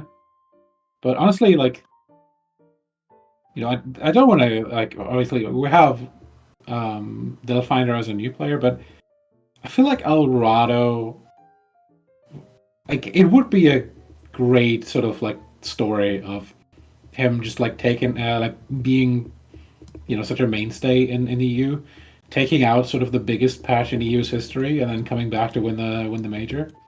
That's a fair point. That's a fair point. That would be. I don't know. All of them could be an interesting story by itself. Karano is very much known by most of the players here. They know who he is. They know what he does. So, to be fair, it's one of those like, oh, Karano won. Damn, he's crazy. Not to undermine it or anything, but people know he's good.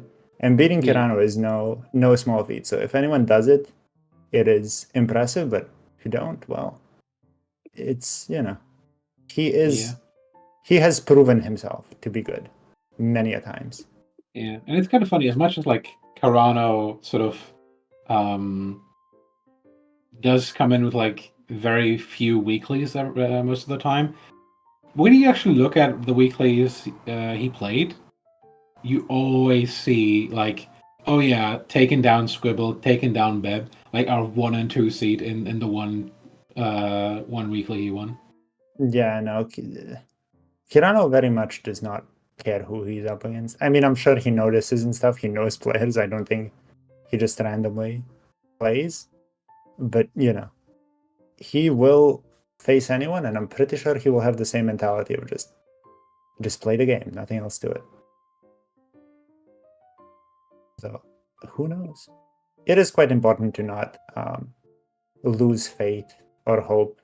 If you're facing Karano, if you're facing Kevin, it doesn't matter. They might be known, they might be favorites, but it is time to prove yourself,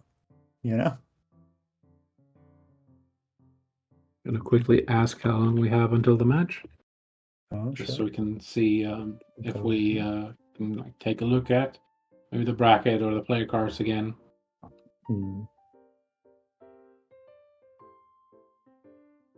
To be fair, Kirano does get the nice advantage of a much bigger break before finals than whoever actually wins the other one. Because you gotta think, they gotta play out the semis and then. Oh. Yeah. So we get Delfinder's character card up here. Definitely not Beb. We understand. He has made the point quite clear. Okay, let's theorize here, you and me. What do you think? What would you ban out of his decks? What would you least want to deal with? Let me quickly look at Alrado's lineup, just so I'm That's remind fair. myself. So Alrado is playing. There we go. Okay. Yeah, it's playing Cleave, NEC, and Bin.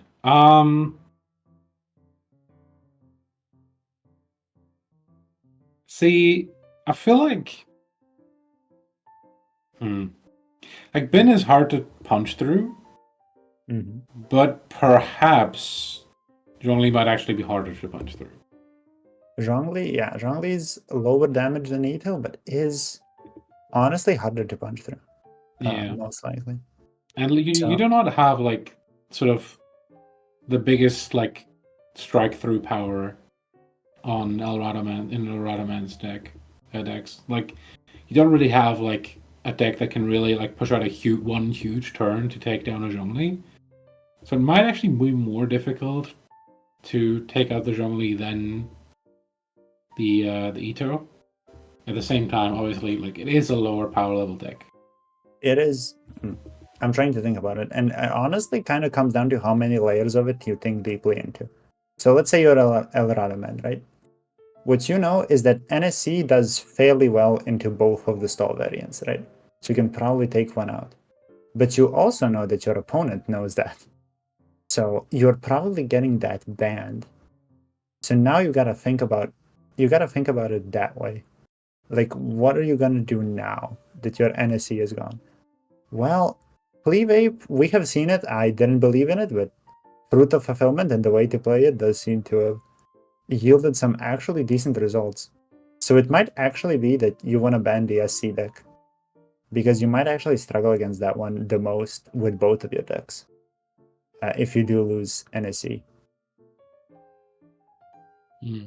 Which is quite interesting. So I'm actually pretty curious to see what the bans will be. Again, So I feel like Bin is pretty well into SC, but I might be wrong here. it's actually not a good matchup either or. It's fine for both parties. Might be, I would say, maybe slightly been favored. It's not. You're not going to. You're not. It's not an easy win. Because you kind of have to like. I guess the only like problem that you run into for Bin is just you have to play around that Chongqing burst like so vigorously. I mean, yeah, it's not just strong in the piercing damage that you also have to deal with. So you can't just be like, well, I have enough HP to deal with the strong inverse, because you're also getting chipped down beforehand, and you don't really have the pressure to get rid of it. I mean, honestly, that matchup is just the send-offs, and that's just more of an annoyance than anything. You just kind of sit back, let them do their thing, and then pray you're fine. Which, frankly, depending on how it goes, could go either way. Yeah.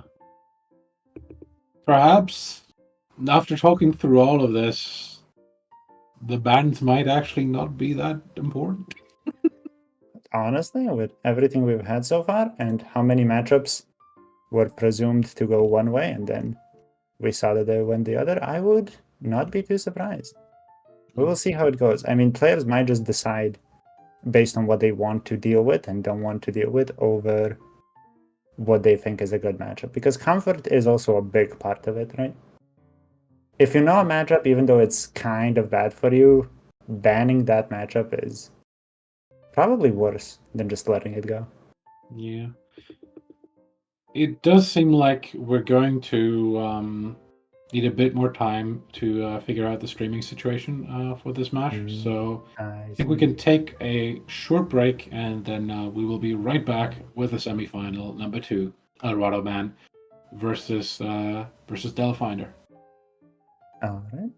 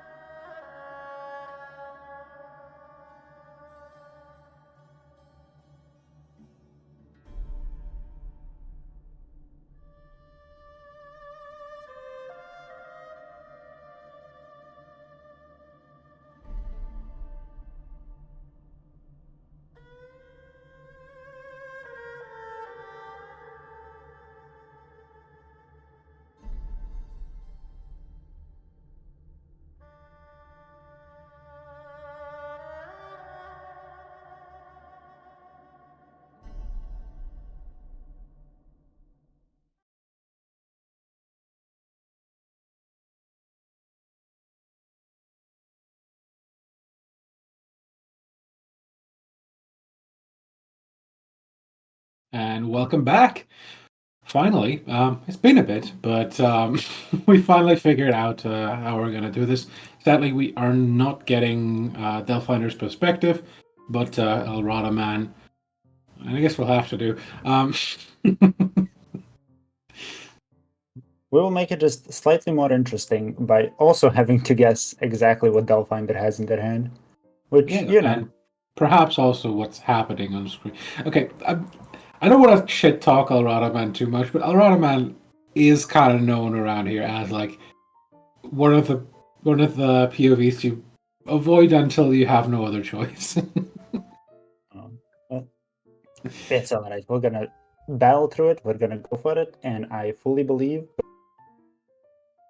miraculous gameplay, either or, and see how it all comes down. You know, like you have two people here who are experts who can walk you through a game, even if we're just seeing half of it. So we will just see what happens. Oh, are we going in? Oh, we are going in. And game number one is going to be Clee Vaporize versus Shenhe SC. These might be bans. I'm not sure if these are no, bans. We already have the bans in. Bans are NEC and Bin. Interesting. So we were correct about NEC, but then Bin came down, huh?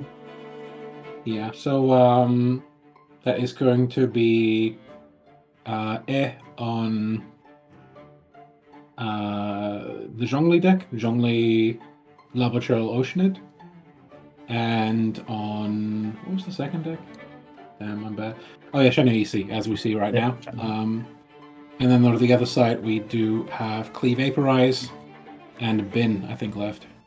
Yeah, it does seem like it. I haven't exactly internalized the bans, so I'm just going to take your word for it.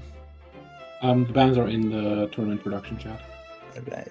Oh, sorry, no, in the EU streamed, EU Majors chat, actually. I see. Alright, well, with that, ooh, okay. These dice do be nice. Now, it's kind of funny, but Fruit of Fulfillment is one of those weapons where you don't actually care in the slightest about its dice, which, is always a nice thing to do. But the question does become, will the light turn back on? I mean, what are our plays? Okay. I feel like, we did have both skills come down. Ooh, okay. I don't know what was played there, I'll be honest. Skills both come down. Strategize is played. We draw some cards. Ooh, Liben Vanarana, we might see it come down. Just fully ramp it up. Yeah. Would also transfer the Paradise, which is great. You don't really need to Fruit of Fulfillment right now. You're in no. It's kind of funny, but you have like basically exactly what you want. Anyway. Yeah. There we go. Okay. Liben Vana, and then is on a singular die, goes back to deny the elements. Right. Yeah, got the full setup down. Chinook Icy Quills are down. Riding Elemental skill is down.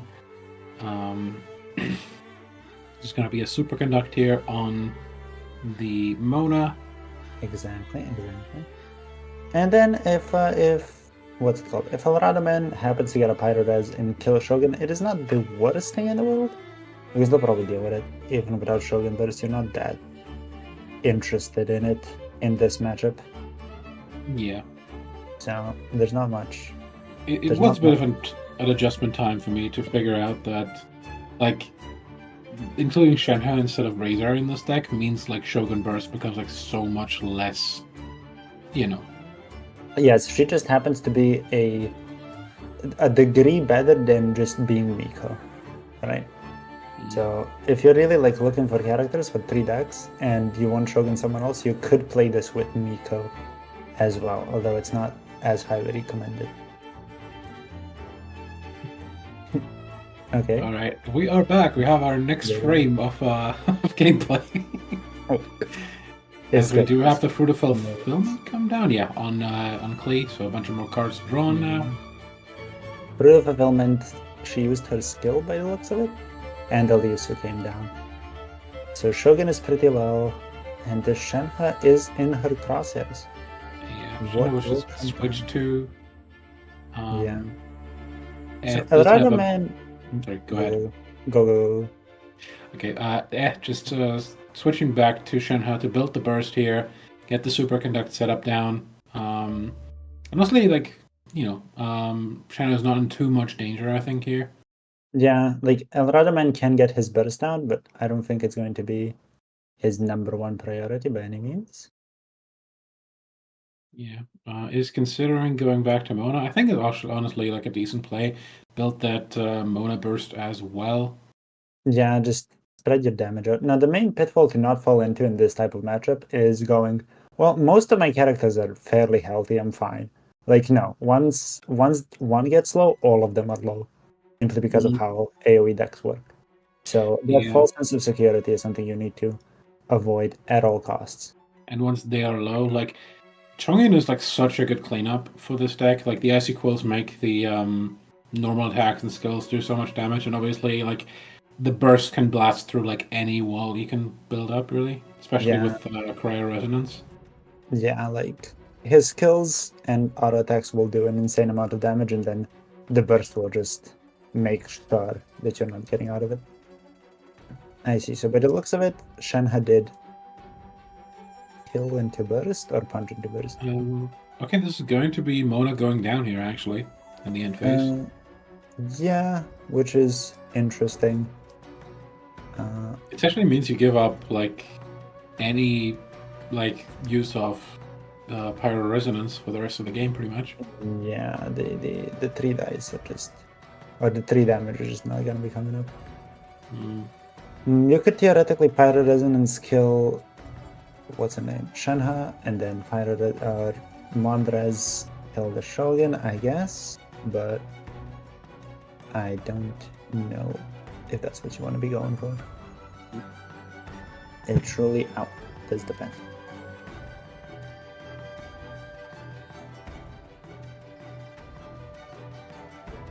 So, I can see this one die that's thinking about being an Omni.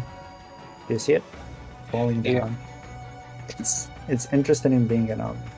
I think there is there was one anima dice as well. Yeah. And we did draw the pyro resonance here. Okay. Oh, we go again? We got new dice? Here we go. Toss up. Honestly, like, toss up always feels weird to me because, like, yeah, theoretically it gives you like so much value, but I've seen it just fail so often. I was a toss-up hater for the longest time, but now I always played it in decks that I knew needed it, but I was never happy about it. Oh, it's just not enough. Skill should be. I think this is a normal attack. Yeah. Skill should still kill her. We have a normal attack just for the dice, I guess, but yeah. Yeah. But no, you have the skill. Skill will go 1 over in killing here. If you had a way to get rid of 1 more die, the charge attack would actually be enough to do it, but unfortunately you don't. Or at least from what I can tell. And with Monrez in play... Technically, you could also try to get 1 less die to get the charge attack out. Yeah, no. If you just had a way to spend 1, that would be nice. Did use Wind of Freedom there, so... Wind of Freedom. he might have tossed Wind of Freedom, to be fair. I'm not sure. No, because Chongyun has Pyro on him. He got smacked. Oh yeah, fair enough. Yeah, he got bursted. This is going to be difficult, because like Klee is going to pretty much go down at the end of the turn. I don't think switching to Agent here is like a good decision, because like having both low is just going to cost you both of them very quickly. Yeah. And you kind of have to make it work with Pyro Agent. I feel like he will go Agent and just try to have Klee be the cleanup crew. The only thing I'm missing here truly is just some food. Some food would be a really nice raid right now. Yeah. One good thing is we did still actually have Lisa down, so this is 1 charge on Fatui Pyro Agent, so pretty close to an Adeptus Burst here. Yeah, I don't know if I would have Covenanted there just to have the Covenant save up one arcanedice. I've never seen like this freeze frame of the explosion animation. I didn't realize it was just literally a yellow circle. It is the sun itself coming down. It looks like you tried to censor something in paint, and this is what came out. Yeah, Cover up, couldn't be Shogun. further. Yeah, just hide her completely. It's like you didn't have a dynamic skin and you were ashamed, so you just randomly put the circle. Yeah. Well, okay. So we're back on Chong. We drew another Gamblers, it seems, and we drew a Paimon. Huh. Those are not the draws you necessarily want to see. The Gamblers might come up, but Paimon is almost definitely not. These are not the draws you're looking for. Yeah, you were looking for any food. Okay, well, not the adapters, but any healing food would have probably gotten you there. An Ito would have been nice, although probably would still lose the game. Actually, I don't know. I don't know feel like exactly. there's not really a way out for Alradaman here. It is just, if any card in his hand was anything else, any food, another Mondres, anything under the sun, there is a way out. At the same time, like I feel like if we had just gotten 2 more vaporizers out of this game, that the game would have also been a much different one. Yeah. So here you can like like damage early really hurt Alradaman. Yeah. Actually, Lotus wouldn't even save you here. I was thinking like Agent normal attack, Lotus Klee skill. It does 4 because of the weapon, and then you just take it out. But no, that doesn't actually do it. Shogun Burst is Oh. I see. I I presume that Delfinder just disconnected. Ooh. Or did he win? Or did he? Well, if Delfinder disconnected, I'm pretty sure that just is a win for Alradaman. So I see. Okay, I know. I'm going to give you some insider info. It's 1-0 for someone, and I don't know who it is. I am quite confident. Hacker man. Okay, well, we'll find out what happened in just a second. In the meantime, what are the possible matchups we have left now? Oh, we don't know what deck is out. Let's just assume that Alradaman won there, because I think there's like no way. Like Alradaman was still in the game, so I don't think he disconnected. And there's no way there's enough time to finish the game there, I think. Was he in the game? Unless Alradaman, there's a possibility that he was in the tavern, you know? Oh, right. I mean, yeah. It's a possibility that Alradaman just conceded, honestly. That's also a possibility. It's possible. No, it could have just been like attack. You know what? I'm just gonna add Alradaman in the majors chat to ask like who won. Is someone around? Can we get some confirmations? Do we know what happened? Is it a mystery? Do we start a conspiracy around who won?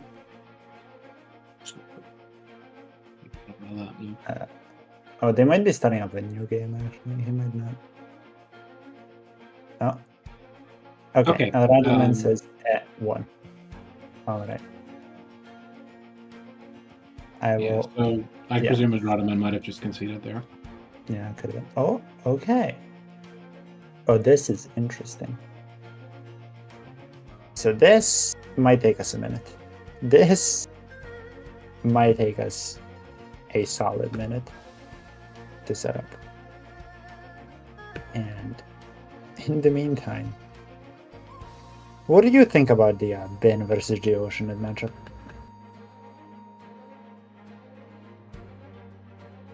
Because, personally, I love it so much.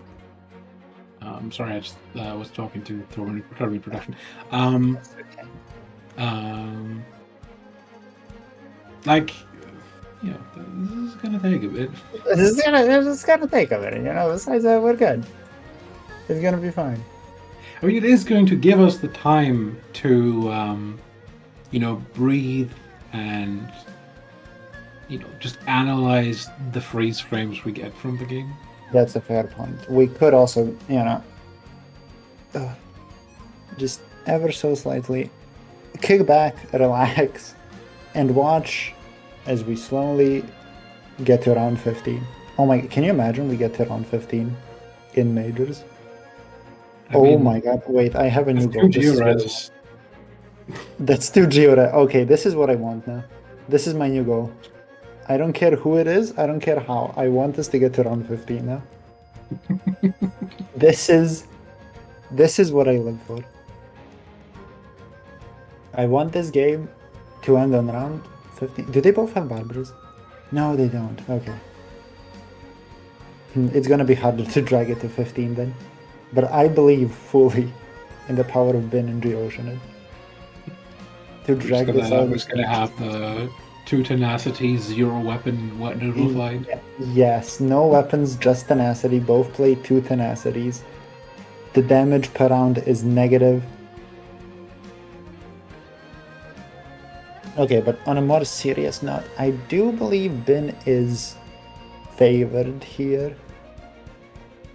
Having Barbara means you can heal up, which your opponent has a harder time doing, and Ito can probably break through this Zhongli. Yeah, I just feel like the Ocean just doesn't do that much this game. Yeah, like the whole thing is you have... Your second Geo character is way less important here because they, unlike other times, they can mostly ignore it. Which means that Lavatrol and Noel both lose value, and I think Lavatrol just loses more value. Because then it comes down to Oceanid versus Barbara, and Barbara is probably just more helpful. Okay, Oceanid Summon gets us a Squirrel, and then we ramp for 5. Alright. Are we going to see the same thing on the other side? We're going to see no switch-ups. Okay. So, Alradaman decides not to switch. Who does get a stack? I think this is going to come down to an early Ito burst. But in that particular case, like Lavatrol might actually kind of pose a problem, because as much as Zhongli or Geo Oceanid is a stall deck, Lavatrol is like no pushover.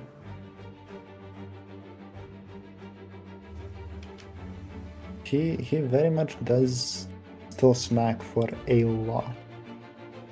So, I don't know, the strategy of just sitting on Ito? To be fair, undoubtedly, you can just sit on Ito while they're on Oceanid and kind of just laugh at them. While you slowly set up.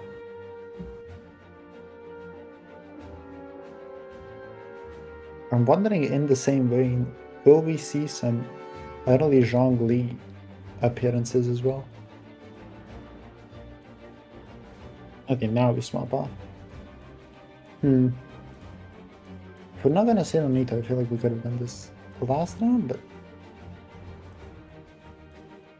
Oh, they switched, that's why we did it. Okay, makes sense. We don't want to give them the crystallize. It's of the utmost importance. The tenacity does come down on the Geo Oceanid or side. So now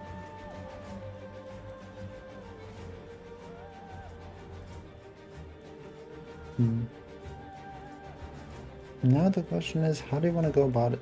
So Alradaman might be just switching to Noel here, trying to get rid of the extra die that Zhongli would get otherwise. And then just, if they go Lavatrol, you take out the hide significantly faster. Because, okay, I get that in the real game, it goes down faster if you have Geo, but in the TCG it feels a bit arbitrary, I'll be honest. It just makes that matchup specifically harder. Oh, we go Ito instead. Oh, with the bell. And a shield ready. Okay. Okay, but now for the more important question. Mm. Now that you're playing Zhongli instead of Noel in Geoceanate, Mhm. is it called Zhongji Oceanate? Hungry Ocean. Oh my god. Wait, why didn't we think of that last patch?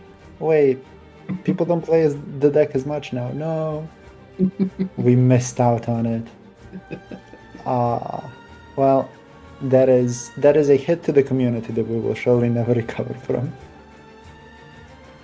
Perhaps one day. Okay, yeah, this is basically the song and dance of if they're on Oceanid, I go on to Ito. If they're not, I get off of Ito. And I'm expecting to see it for the upcoming 14 rounds. Like, the crazy thing is about this is to me that, like, as much as nothing changes, every single move matters. Yes, Because which this game is likely going to come down to, like, a 2 Okay. HP difference at the last moment. Yes, because everything here comes down to the amount of value. Oh, there is the tenacity. Okay, one thing I want to just quickly check. There's a tenacity and a general ancient helm Yes, in that hand. Does that mean that the Alradaman plays more than 3? possibly. I mean, it's most likely 2 tenacity, at least 1 helm. The question is how many helms are there? Do you just want to make sure you draw it? Because that's probably the idea. Okay, 2-1. 2-1, I see.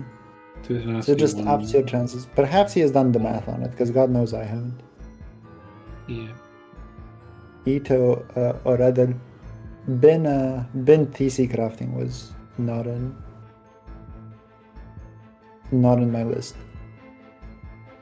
I will say, like, I'm very happy with how decks look nowadays. Like, for the longest time, it was just like everyone was playing the same, like, 27 cards, and then, like, there was slight diversity on the rest. Nowadays, like, Yeah. you're actually properly deck building, it feels like. Yeah, no, it does come down to it that there's more stuff to do.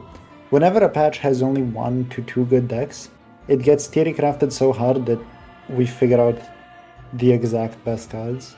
At least, in the small time frame that we do have for it. But now that Okay. it's more diverse, everyone's focusing on different stuff. So I get what you mean, but, like, what I was more saying is, like, even 2 completely different decks were running, like, 20 of the same cards. oh, right. There was only I so see. many good cards, period. Yeah, there's only so many good cards. Yeah, now we see interesting concessions and different types of things. You can still kind of guess some of the action cards the deck will have, purely based on the archetype it falls into. But still, a lot of it does change. You see a lot of interesting ways of going about deck building. And that is quite neat, yeah. Oh, these dice are for a different deck entirely. Yeah, that's like what, like, Electro Animo deck do we have at some point? Um, not many. I guess we had, It's like, usually the Taser. yeah. I mean, we did Okay. used to have the, like, Gene Fischl Mona deck, I guess. Oh, that's true, we do. We did have in this major a Mona Kazuha official deck. But can I interest you in the Mona Venti Cube deck? Yo. It was great dice for that one, trust. It was so much electro, you needed all of that. Yeah, this is a slow chess match of advantage and how you can get more than your opponent. And Ito is currently covering half of my screen. So I have no idea what the HPs on the other side are looking like. Oh, it's 887. Yeah. 887, interesting. So, So it's kind of funny. after how long this game has gone, I believe this is around 3 or 4. it has lost a whopping 5 HP on their characters, and Mhm. Alradaman has lost 10, but Yeah. has healing. But has healing, yeah. So we're gonna probably go right back to where we were. Although, to be fair, it might not be as long as we make it out to be, because these bursts on the other side, they are quite scary. Yeah. Okay, I mean, the oceanid burst for a current 4 damage is not that terrifying, but you know. What is the likelihood that you? Because we have or we already have, I think, a general entrance film on Noel. What is the likelihood that at some point there's going to be another bell and you just go in all in on Ito and then just try to switch to Noel carry? No, I mean, you can, I just don't want to be in that universe. I don't want to think about it. Oh, this is interesting. So you're kind of wanting to take damage on Ito here, as long as he lives. Oh, no, we ramp hard. Full ramp. When in doubt, ramp harder. That is true, that is true. Actually, wait. What procs first? Because wouldn't you gain the would you gain the dice from the summons as well? You're going first? Oh, I'm pretty sure he doesn't. We're on round 5 and my brain is starting to. Wait, how does it go again? So he ended first. So Ushi doesn't even get his thing. And then you get hit. I think he doesn't do anything. I think he doesn't get the extra die because he ended first. Right? Yeah, I believe. I honestly don't know what that has to do with. No, because he needs to get hit for the extra die. Yeah, but don't the summons come before the action card? I think Yes, card? but wait, does it go first player summons, second player summons, then the action cards, or does it go first player summon action cards, then the second player summons action cards? I genuinely. Do summons even trigger tenacity? Oh, they do. Any damage does okay. it. I have done this setup so many times, and I cannot remember for the life of me what happens. Well, I guess we'll see if Lieben procced or not. Yeah, we'll find out. Eventually. I've actually forgotten somehow. I cannot tell you to save a life or how it goes. I am. No, Lieben did not proc. Leaving the okay, so it is summons first then this stuff. Or you and I have just not realized and the tenacity has already proc. That's completely possible as well. Yeah, absolutely. At this point, I don't know. Like it just feels like it couldn't have because you played Sangonomiya Shrine and then why don't you just not do that in Lieben instead? Yeah, I don't. I mean, you kind of want the healing, to be fair. Yeah.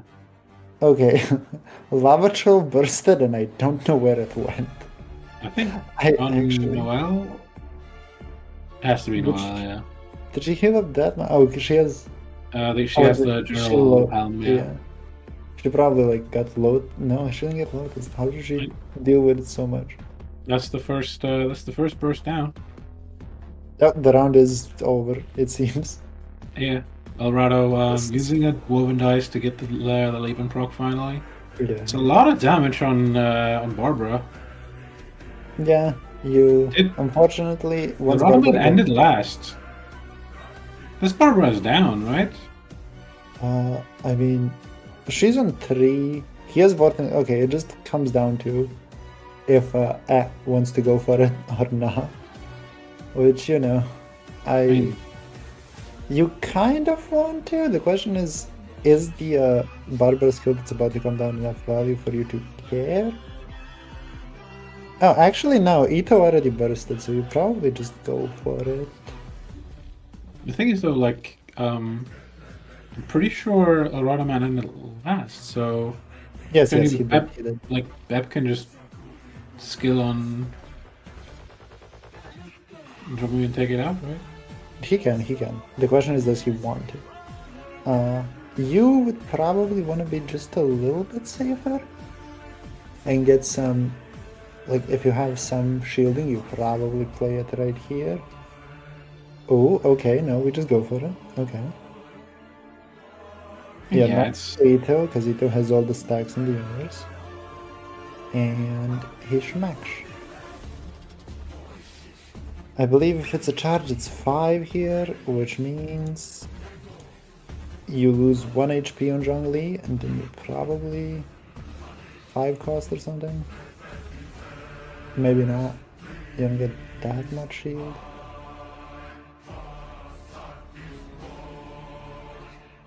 Basically, what I'm trying to say is stuff is going down.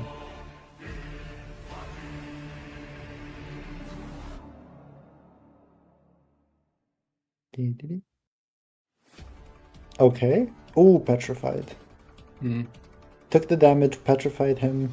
His burst will run out now. yeah, but at the same time, like he's still on 10 HP. You're kind of running out of health here on this side, and like, I mean, we don't know the hand, but I can't imagine there's too much healing there because otherwise we would have seen it by now. I don't necessarily know if that's the case. Like, not using Geodes before, if you do have it, is a bit strange. But here, I feel like we almost always see some healing followed by leaving the dice for Alradaman, no? Let's see what happens.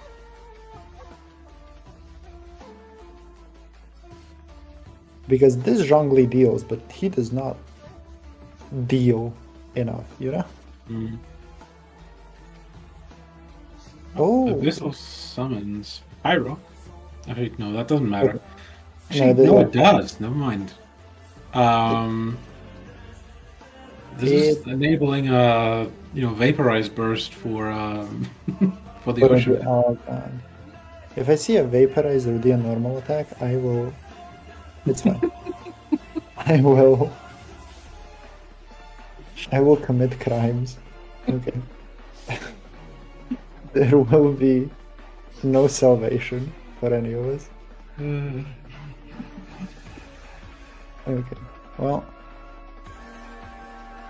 Oh my lord. Alright, well.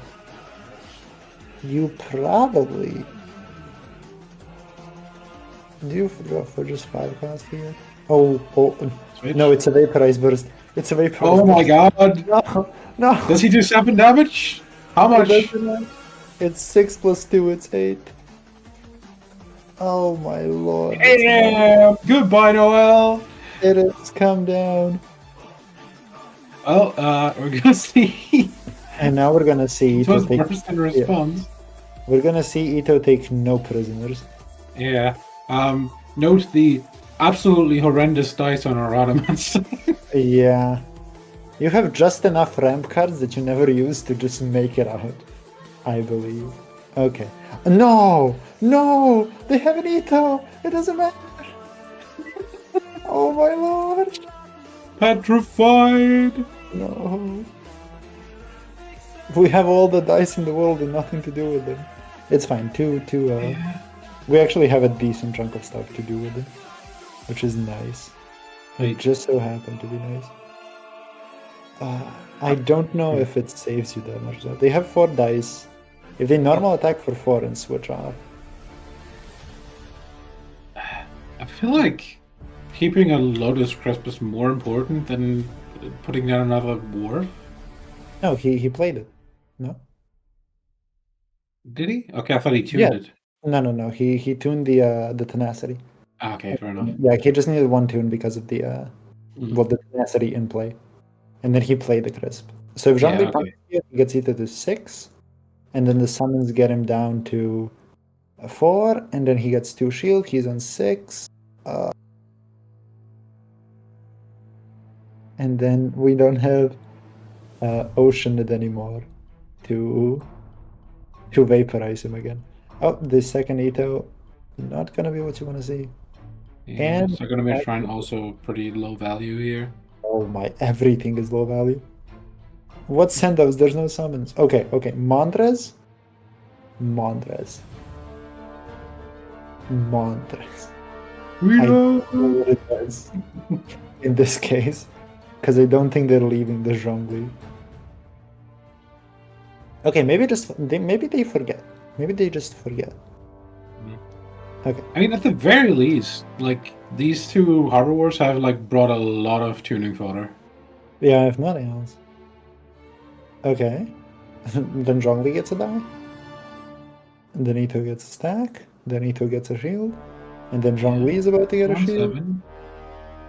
Oh my lord. Yeah, you can just fight fast. Fire Cruise. Oh my lord.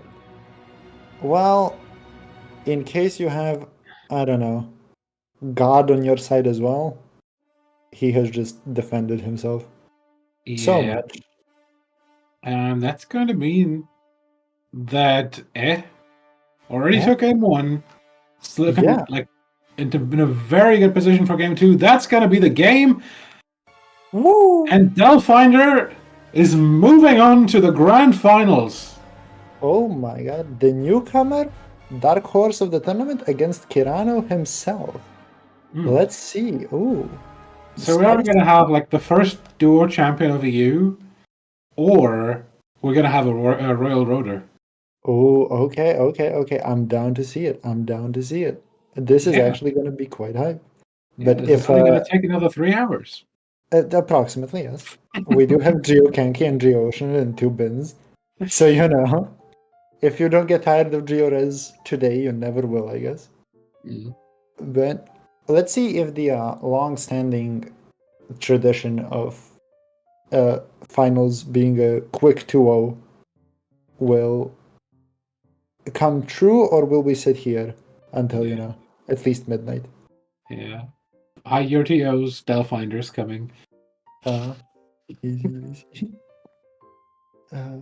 Video. Okay, that was honestly kind of fun. I kind of guessing what's happening and just forgetting how stuff works. It was an entertaining thing to watch. Surprisingly so. I guess we're going to take a quick break, get everything set up for the finals. I know we have like both of our finals contenders need at least some setup to, get us to watch those finals. So probably going to take like, 10 minutes or something. We'll see you then. Bye-bye. Bye bye.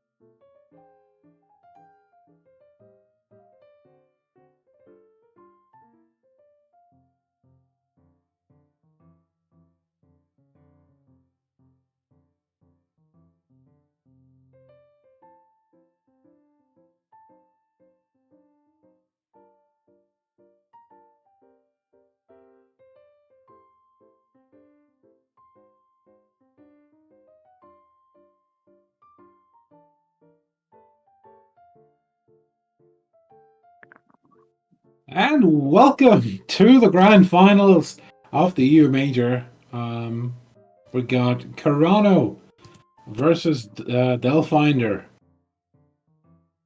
Quite the interesting game, yeah. I mean, Yeah. either we have a fully new EU champion, yeah, or the first two-timer to have the title. So, honestly, whatever happens, it's going to be interesting. Yeah. Would also be a Royal Roader. Essentially meaning the first time you participate, you win it all. Exactly. So, yeah, this is definitely going to be hype. Yeah. Let's take a quick look at S Play a Card. By the way, before you think, like, the two B's are like essentially Russian letters that don't really have like a sound. Basically, So is like essentially what is there? Is what we figured out is our best way to pronounce it. Yeah, the hard sign or the hard letter does not have its own sign, so is my pronunciation. Yeah, it's either or a. Yeah. I don't know, It, but not a. But not Specifically, exactly. not a. Exactly. Anyway, so we got coming in with Bin, Shenhe SC, and Zhongjio Shenet. Oh my god, is that Geodex? I haven't seen Geodex yet. I'm wondering. You think we're gonna see some Geodex? I do wonder. I hope not. I don't know how they function. Oh my god. So yeah, both sides have two double Geodex. So we will be seeing some shields coming down, no matter what gets banned and what gets picked. Yeah. But let's talk about the two differences. I Noels guess. here again. Obviously, the Noel in the bin deck is replaced with Zhongli. Let's see. Did they already do bans? It doesn't seem like it. It So, doesn't seem so. I mean, let's kind of see like the base differences between these two. So the deck that isn't Geo on Karano side, it's a combo Ayamiya deck, and on side, it would be Shenhe SC. Now that is quite interesting. We can assume that at least one of those is going to be playing into a double Geo setup, and honestly, both of them probably do fine. I'm not aware of the amount of damage that Ayamiya does currently. So can it break through? Can it not? It should be able to, especially with all the cards that give you extra die for normal attacks. So yeah, watching both of those decks kind of go off against a double Geo opponent is definitely going to be something to see. honestly, And then I feel like Ayamiya is like. I feel like that's just. If I was, it would be my ban target. I'm not sure how familiar they are with it, but it's like, it's such a uniquely Karano deck. Like no one else is playing it, and it has changed so much in playstyle since it was meta in 3.3 that I'd just not be comfortable playing again into it. Yeah, I mean, okay, definitely a big part of all this stuff is familiarity and how comfortable you are with dealing with certain decks or not dealing with it. But I think in general, it should have a decent matchup. So even from that point of view, you could just get rid of it. Mm.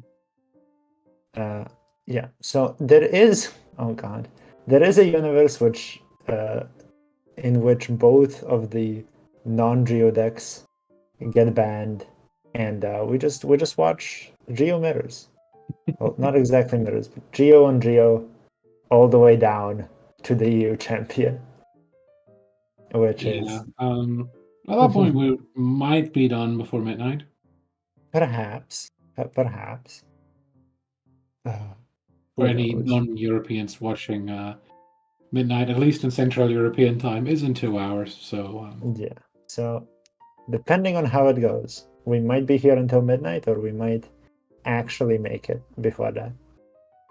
But regardless, I think whichever decks they pick, whoever wins in the end is going to be quite interesting to watch.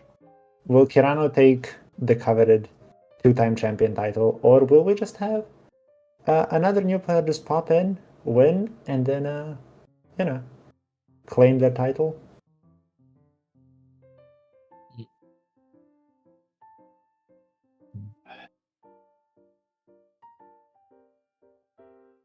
well, I'm not sure how far we are from jumping into game at this point.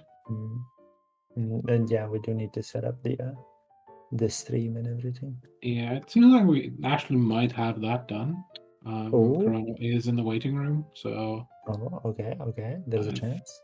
think yeah, we're just waiting for them to start here. I see. Gotta be the bands first, obviously. Okay. Seems like there's a bit of a communication issue there. They are both in their world, but they don't seem to be starting bands right now. They're getting comfy, getting ready, getting some drinks, some snacks. You need a lot of sugar, a lot of brain power to sit through 15 rounds. And this is banned, I presume. So we got Shenhe SC banned from Karano, and Bep is actually banning the bin deck. Interesting. So it's going to be Geo Oceanid into a double Geo deck, and then it's going to be Ayamiya into a double Geo deck. The funniest thing is, like, despite of like how much we've been talking about bin today, I think neither of us has like actually explained that the acronym just stands for Barbara Ito Noel. Actually, that's a good point. We've been calling it bin, even though there's a Zhongli in there anyway. Yo, we can call it Biz instead. No. Oh, wait. Actually, no. That's correct. That's correct. It is Biz. Yeah, Biz. Yeah, I was thinking that the Ito was replaced, or not. No. Replaced. No, it was replaced. So it's Biz. It's no longer bin. Oh my lord. Yeah, that's a good point. Now that you mention it, if someone doesn't know, they would be quite confused. But besides the point. Okay, so let's think about it. You know that your opponent is going to be playing a double Geo deck. Do you just bring out the Ayamiya first, assuming that it's a good matchup for you? Or do you try to win with Geo Kenki first and then just have Ayamiya sweep him up? I feel like I don't know. Since it's always going to be like I feel like you always want to guarantee to have 2 chances. With your weekend deck? Yeah. So I mean, technically you have 2 chances either way, I guess. Oh no, I guess if you lose one with Ayamiya, you got a point. Yeah, like you gotta. Yeah. I think from what I know about how Karano does it, he would usually go with the bad matchup first, try to get that one out of the equation, and then go for the good one. Yeah, I mean, good matchups are always like easier to think through a lot of the times. Yeah. So at that point, like the later the game, the games go, and I mean, this tournament has already been going on for a couple hours now, so mental resources are running low. You might just want to play what you're most familiar with at the very end.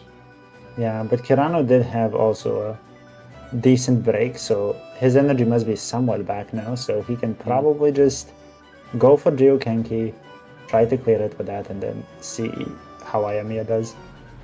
Which it should be a matchup he's familiar with if he's prepared for this, so I'm quite confident he has an idea of what he's doing. With that being said, though, Kenki is also interesting because he can either high roll insanely hard or just low roll insanely hard. So the question is, you probably just secure 2 games on Kenki that you can hopefully get good stuff in one of them. And there it is. Yeah, gonna start off with Geokenki versus Bin. Yeah. Now the Barbara cleanses here are quite the problem. Just by themselves. For those of you unaware, Geokenki, at least in my opinion, like people disagree to some extent what was the best Kenki version, but to me, Geokenki was like the best deck of 3.3.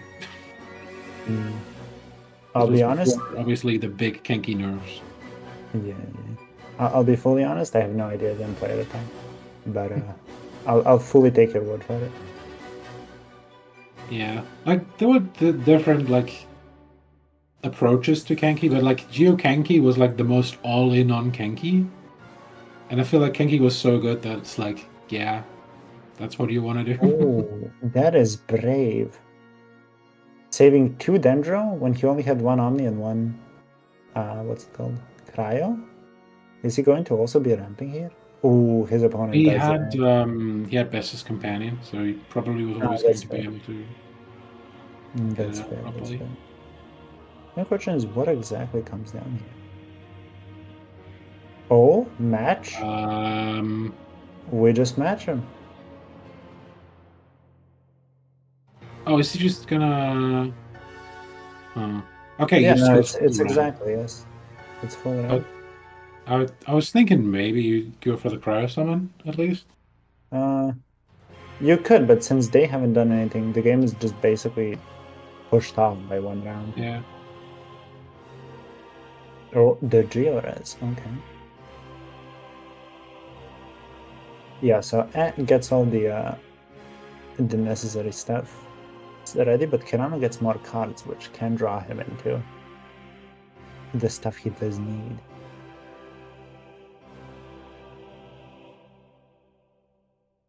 Okay, and then 2 Tenshukakus and a Vanarana, giving him 12 dice. Yeah, 12 dice decent dice as actually well. being, yeah. It's Definitely actually has. exactly enough Yeah. if he wants to No, go for there's the actually burst. one more than enough. No, because he does need to punch and then burst, right? Oh, you Yeah. saying with burst on top? Yeah, fair enough. Yeah, if he wants to burst as well. It is exactly enough to get it out immediately. Yeah, and pretty much nothing that that I can do about it. Yeah, and the problem is it is quite telegraphed. Like, you know it's coming, and there's a tenacity in play. So Yeah, but like the value might be not that high. I don't know. It's just so much damage in general that I don't necessarily think it really matters. Yeah, the Like, question is, like, what are sure. they gonna do about it, you know? Well, it seems like they're just going on to Barbara, probably just gonna skill here and you know, just take it, try to heal back up. Yeah, like, the issue here being that you have to end first. Okay, you probably punch, and then if they end, you burst, but otherwise you might wanna end first? I don't actually know. Because if they end first, you get nothing. But if you end first... Yeah, now this is the dilemma. Do we burst or do we end? We decide to end. Alright. Yeah, and Kiki's not under any threat here, so... This is interesting. This will actually give him a, what's it called? A freeze swirl. Coming right up. Courtesy of Barbara herself. Okay, send off here will be devastating, but yeah, it's not coming down. I see. We will stay on Ito simply because everyone else will get frozen in this round. Yeah. Yeah. So you need to find something to do. At the very least, like, the good thing here is that. Oh wait, no. Yeah, this is actually a huge amount of value here. Yeah, it's insane. That's why they're staying on Ito. They need to do No, something during the round. because the how's it called? The barber skill just applied hydro. Yeah, So that's you're what I'm swelling saying. the hydro on the cryo targets, Yeah, getting yeah, a freeze, getting another damage. Like, I don't know, this is still like huge amounts of value. exactly. That is literally like the reason we're on Ito here. We don't want him to be frozen, and he is the one who can tank the most out of this. Yeah, this Wait, is this is great. But the barber skill would have frozen the other two in the end, in the end phase, and then there wouldn't have been hydro to begin Yes, you needed to end first though as Barber. That's the thing. So Karano just triumphed and then did beforehand. Yeah, fair enough. But if Barber ended first, there would be no swirl, nothing. Karano would be so far behind. Yeah. So yeah, this Kenki definitely did his job now. Yeah, this Kenki is beyond done everything he needed to. And it's just a slight bit of shame that we don't have anything to Oh, interesting. I preserve Kenki as a sack here. Yeah, Kenki is probably a sack here. Question is, I mean, you could always just punch and get a. I'm thinking about it. If you punch and get and break it, then you can theoretically get your value off of ethos as well. Oh, we don't want to push it that hard. Okay, understandable. Karano is basically saying. Also shatter? I think not that one. Okay. Pyro, Electro, physical. I don't know for sure. Could just be physical. You might be right. Yeah.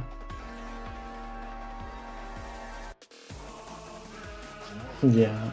Karano was basically like, okay, you switched over, but what if I just don't unfreeze you? What do you do now? And the answer is, oh. Yeah. Yeah, you kind of don't want to take this, what's it called? This cryo off of the Noel. Because you want her to get frozen in the end phase off of Barbara and then I'll let you swirl again. So the question becomes, what is the way to be most dice efficient while also... Oh, no, he might be considering... Yeah, he's actually going to take... I mean, this spreads a pretty huge amount of damage. Barbara, Noel... No, will let's actually die. go down Yes. in the end. No, will go down, yes. He will go down regardless. Henki will survive. Alradaman has left the world. And with two, like, I haven't lost yet, in hand on Karano's side, like, this could be a huge swing again. Yeah. We could see Lava Troll burst here for like a huge amount of damage. Yeah, this is quite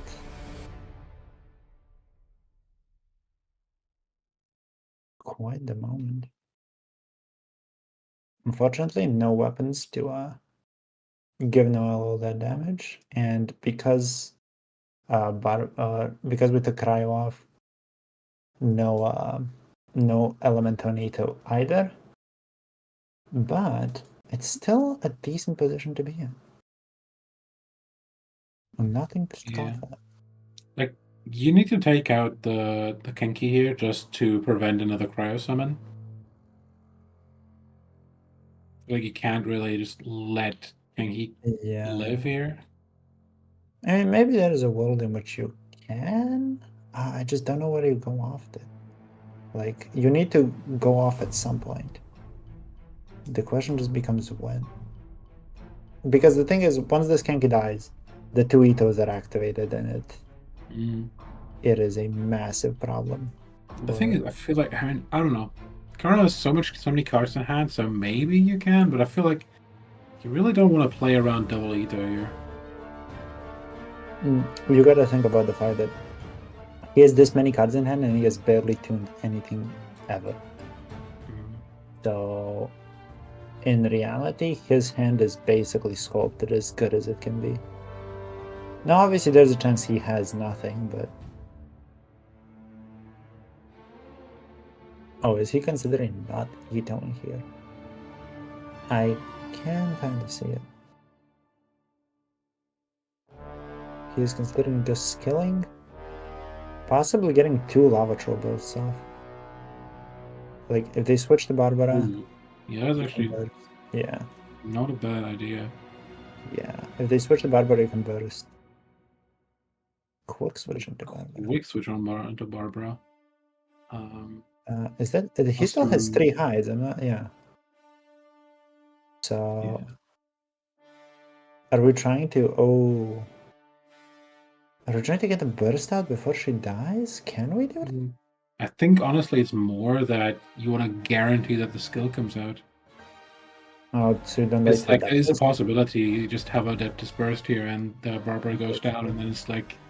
It's just Ito without any healing left, pretty much. Yeah, now the issue becomes, this switch is kind of devastating, because what do you do? This Barbara burst is going to have not the value you want it to, nor do you have the dice to afford it. Yeah, you kind of apply Hydro just for the sake of crystallizes, but man, this Noel is about to go hard. Yeah, I feel like you can just breastplate here and then Ito burst. Or like, sorry, you haven't lost yet burst. No, he's going to double. I haven't. Yeah, he's going to go immediately for it. Okay. I guess he's not really that threatened anymore. Yeah. Yeah. Truth being, if they have 2 Vovens and they burst, it's still probably not enough for you to care. Viewers. To make their life that much more difficult. He's probably calculating the dice here. Yeah. This is the last elemental application on the field for and Karano. And the truth is, with the Voven, you attack 3 times anyway, so yes, this Georez gets you there. Yeah, this... Oh god. This Barber is about to go down, and this hero is not going to be looking much better. Yeah, it's a normal attack, and then it's probably Voven another normal attack. And Ito does live, but his prospects of winning are not looking great.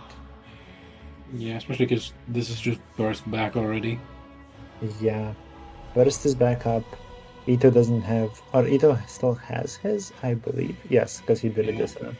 So he's gonna have a burst is also up. Lavature burst is up. Like every burst is up. Everything's up.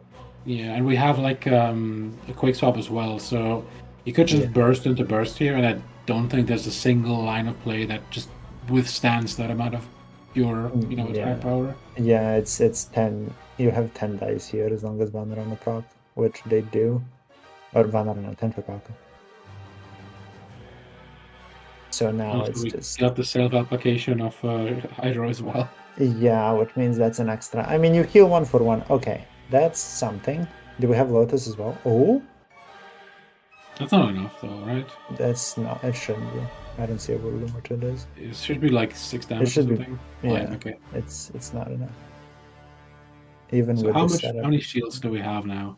That's 2 plus 6 plus 5 health is 12 health. Yeah. Okay, so Karano wants to... Yeah, Karano can actually Lotus here, burst. But he has so many dice. He can actually... Oh, he doesn't even burst, he just punches. He can just, he can just swing, quick. Like, swing again, quick switch, burst. Yeah. Is a possibility. Or burst, quick switch, burst. Also, I think you're a 1 die off if you do that, because it's 4. Oh yeah, you're right. Yeah, you're 1 die off. but it doesn't matter. Like, yeah, it Yeah. just doesn't matter. Yeah, Can this into you probably it's just normal attack here? I don't think there's any way you could, to establish any more shields here. but Ooh. close, but not enough. If he could one tap this Uh, lava troll, okay, woven. no, you're already satiated. This lava troll always does enough. No, the thing is, like with the Adeptus, yes. No, because this gets you to 5, and lava troll does 5, right? Yep. Yeah. Okay, GG's. GG's. Okay. That is going to That be is- Karano taking game number 1 with Geo Kenki in Indeed. 3.8. Geo Kenki, the timeless classic, apparently. I do not remember him not bringing Geo Kenki. And once, honestly. He just loves the deck. And who are we to stop him? He does well with it. Yeah, I mean, 1-0 up in grands. I feel like I haven't lost a game on it today. Yeah. Okay, well now we get to see the Ayamiya into a double Geo, which is quite interesting because you get so many new cards, so much new stuff you can do. I've played against him with it once, but it was kind of I didn't get to fully see what it does. And I feel like against double Geo, we get to see exactly how it's gonna go. And the deck at its full power, which mind you, it's not gonna be what it used to be, but I'm more than down to find out. Yeah. Alright. 2 games to take a win with it. I mean, we haven't seen it all day. Yeah, true. We have missed the Ayamiya the entire time. So I took care we've only actually watched one of Karano's series. Yeah, We didn't get to watch the Squibble series. yeah, and Kevin just banned it, so not much else to it. But I am more than down to watch this matchup. Yeah. And yeah, no, I think when it comes to the game we just watched, the double freeze Kenki was the Kenki burst was just it was so beautiful. Absolutely It is devastating. Yeah, 9 damage burst, 2 characters frozen, nothing you can really do, and then just converting that advantage into a win was just very, very well played. Mm. But yeah, didn't get any oh, there we go.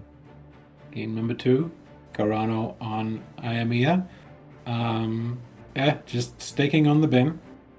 Yeah, we stick with Ben, we go again. Which, can't fault him. Ben probably does better into this matchup than Geoceanid anyway. Oh, 'cause that's you're- Vanessa. Oh, Vanessa, let's go. I already The like this better pick. woven. Oh my. Okay. We are setting up.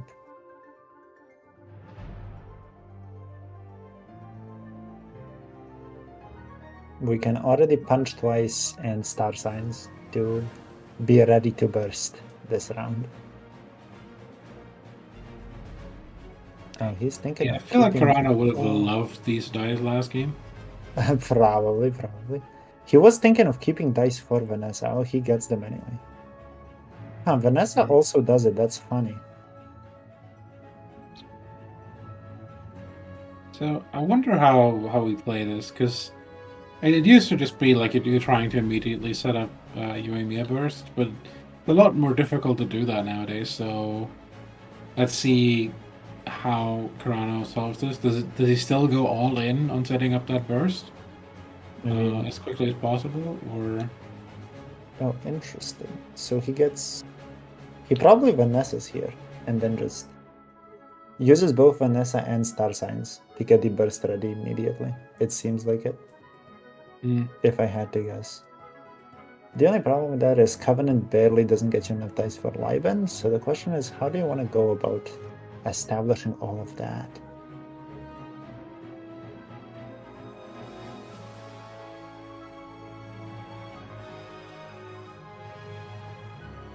Oh, Vanessa's coming down. Okay.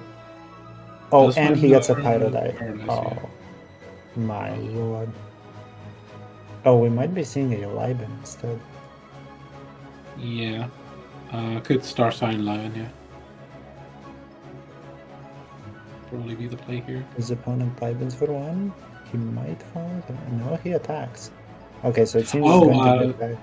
He might star sign Covenant Lion. Yeah, he can. It's just, it's kind of annoying because Yeah, you're still just gonna do it. barely off. Yeah, you're just barely off. And you would kind of really want those dice for your ramp turn. Because now you're kind of playing this like Ganyu freeze, where like one of your rounds is just set up. Okay, we opt for this instead, which is interesting. You're not in that much of a hurry anyway, so. Yeah.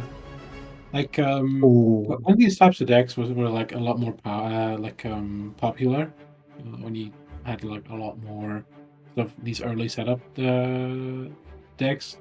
Mhm. It was always about like how much can you punish them for their early setup. Yeah, and in this Min case, isn't really like the deck to do it. yeah, in this case, the answer is you cannot. They can just very much sit here. The question is, what exactly are we gonna see here?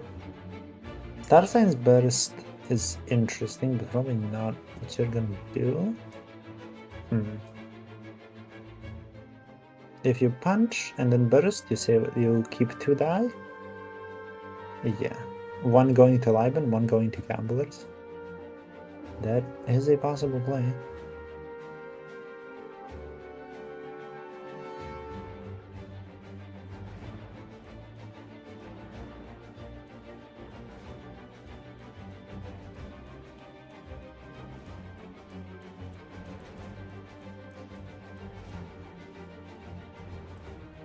Got to tune a decent bit here to get the burst out. But I feel like you can very much do so.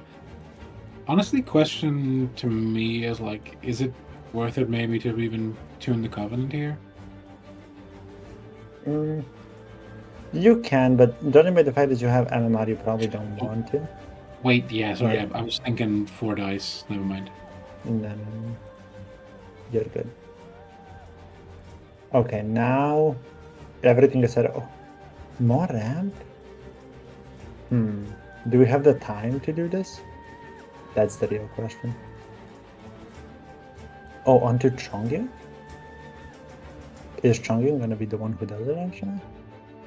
You kind of have to, because Ayaka, if you switch to Ayaka now, she's gonna lose her infusion next turn.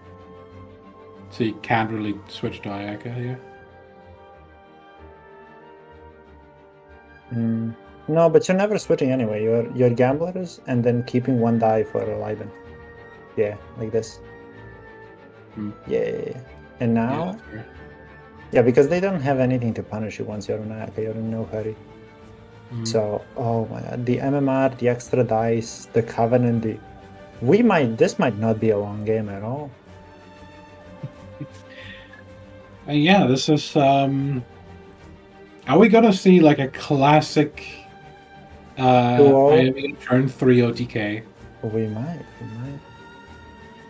might get both the Iamia cleanup and the standard rule of, for whatever reason, the Majors Finals is going to be a 2-0.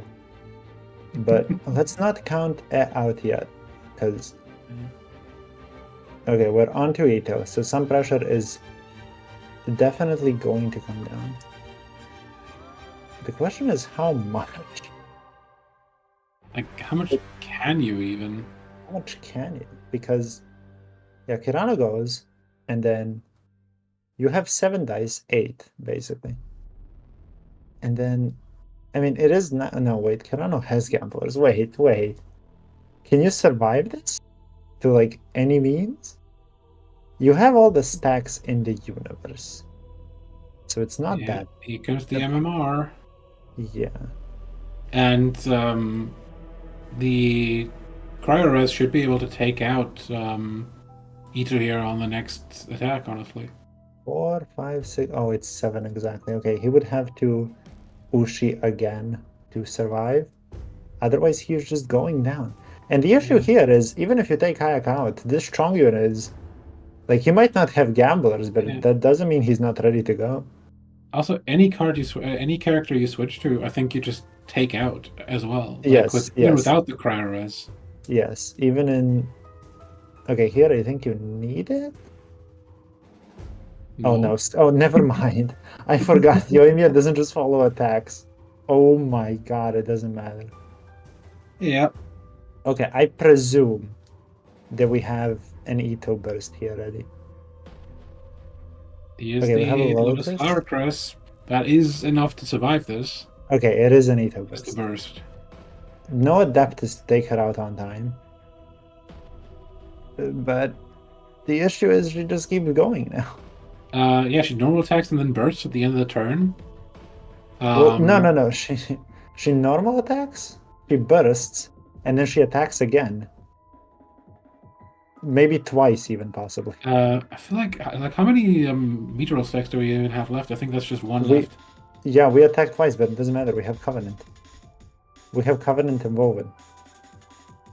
Yeah, so this kills, and then even if this Ito could survive an attack, which I don't think he can, Yeah, the burst we takes had Covenant. Yeah, we have Covenant Woven. Oh my god. Oh my god! Okay. It doesn't matter. We have a Woven. No. You need to do something here. Normal attack is gonna take it out. But we're going over to Chongyun and wait. Yeah. No, Chongyun doesn't have meteorals. Oh wait, no wait, we have a woman. Doesn't matter. We have a Woven. It just. Oh my god. It doesn't matter. Holy. The classic IME OTK taking the EU major. Congratulations to Karano for his second EU major title. Let's go. The first player to have 2 EU major What wins. an eye.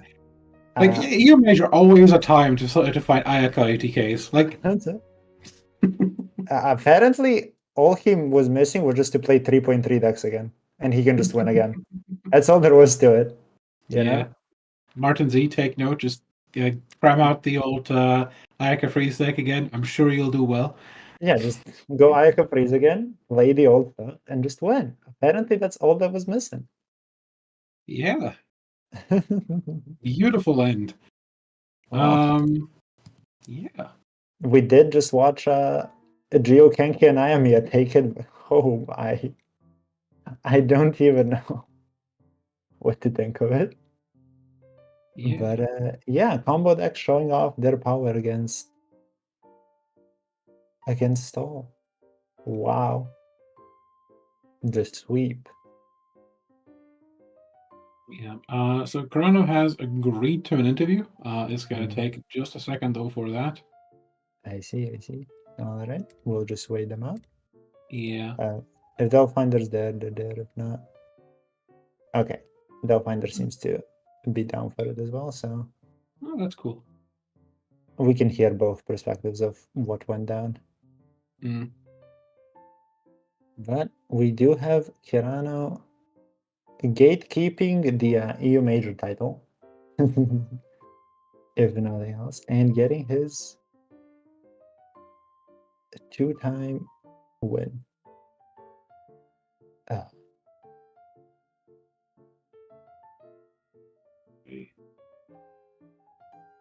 We're gonna take a short break until we get the interviews set up.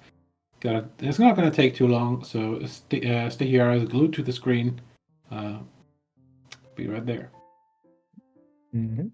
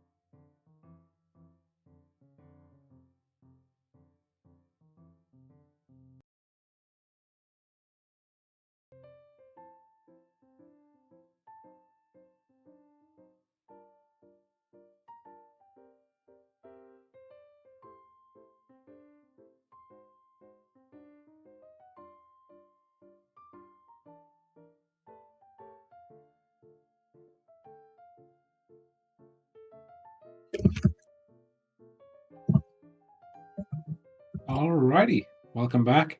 We've got a Delphiner with us, finishing second in the major. How was your first major? Like, this is your first major. How did it go? I play one first round. I win it,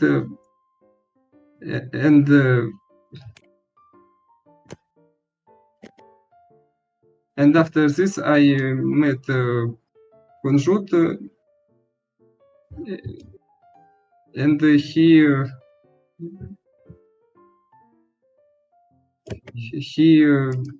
was stronger than me.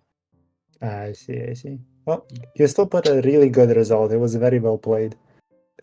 What made you play the decks you do? Like, do you like in, these the- in, decks? the- in this measure, I brought my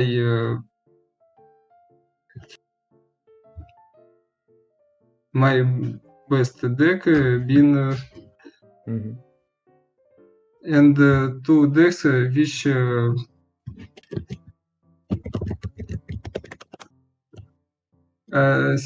seemed to me more powerful. I see. Well, it was quite a good performance, and I think the decks you picked were quite good. Any other experiences you want to share with us? Um, Before tournament, I predicted result. Oh, you did? Yes, I see. and in the first game, in my first game against Karano, I could win if only I didn't have my heavy strike, second heavy strike tuned. You had to tune it. Unlucky. Yeah. That is not fortunate, but it's okay. Still, a very good performance. Yeah. Quite impressive. I mean, your first major, and you did extremely well. So you should be proud of it. Very good. Do you have any final words?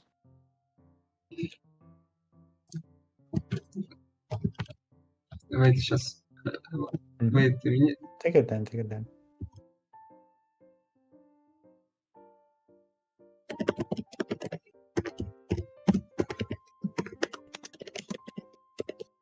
Alrighty.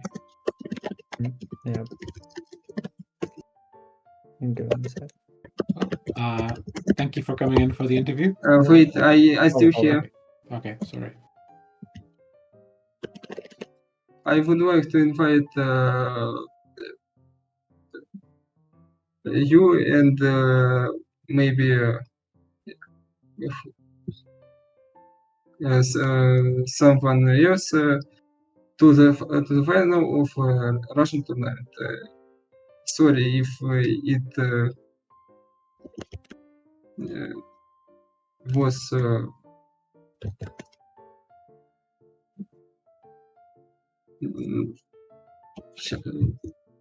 No, it's okay. You need to apologize. and that's all. Yeah, that's okay.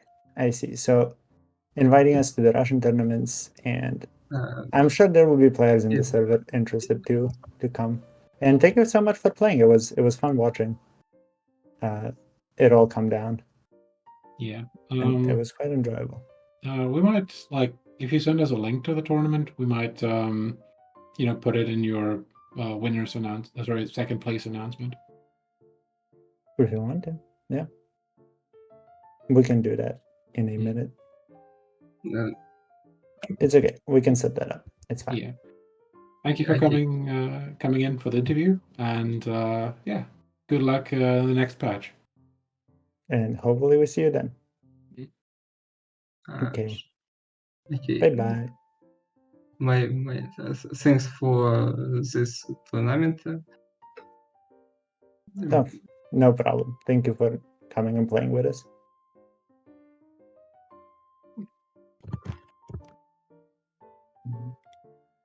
And we should also have Karano, who is our winner here. any moment now. And no, that's all what I can say now. No, it's okay, it's okay. Goodbye. We're just trying to... Bye-bye. Bye. All right. That would be at second place, Yeah. also known as Et. And now, Or Del Finder. Or But definitely Del not Finder. Beb. but definitely do not dare call him Beb. But now we do have our winner himself in here with us. Karano, hello, hello. Oh, hi, FuFu. Hi. Hi. So, the first person to win 2 EU majors. How does it feel? Well, I mean, definitely pretty nice. Like, I didn't really want to like win it with like a bunch of stupid decks, like this is 3-1-3 decks. But I just wanted to meme a bit and have fun, and yeah. And But it worked. winning is of course nice. I mean, yeah, can't complain. Hey, I'm just So- saying, you put the fear of God into Kevin. He had to ban the Ayamiya deck. I mean, honestly, Yeah, after what happened in the finals, I feel like he was justified. No, I think Ayamiya has a bit of limitation if you know how to play around it. Like, so basically in this meta, you can only burst reasonably on round 2, and so you can't really have too much ramp before that. So so what you have to do is basically do OTK in before the end of round 3 against most decks. So if you actually know how to just try to like play around gamblers and other stuff. I mean, if you're playing a store deck, of course. If you have some sustain, then you can probably set up some defense so you don't die to like gambler plus meeting mural sweep. But yeah, I mean, if you don't have enough sustain, it's a tough matchup for some decks. Yeah, we definitely saw that the need to ramp on round 2 because Yoimiya cannot just burst round 1. Yeah, I mean, basically there are 2 ways to deal with this deck, right? Like, so you basically pressure Yoimiya on the first turn, try to like prevent Yoimiya gaining energy, and or you can also just like try to outlive the burst rounds. Yeah, makes sense. It did kind of feel like people like. I feel like the decks, as much as they have changed, obviously, in terms of like how you combat them, haven't changed that much. So I don't know. Do you feel like you would have done maybe worse if you played more players that were around in 3.3? What do you mean? If Like the players if were you're more playing familiar. more people that like played in 3.3 and are more aware of like how, you know, Geokenki and Ayami work. I think both decks are quite different now, like compared to the 3.3 version. Like the styles are quite different, I would say, because like both Kenki and Yoimiya are nerfed quite heavily compared to that version.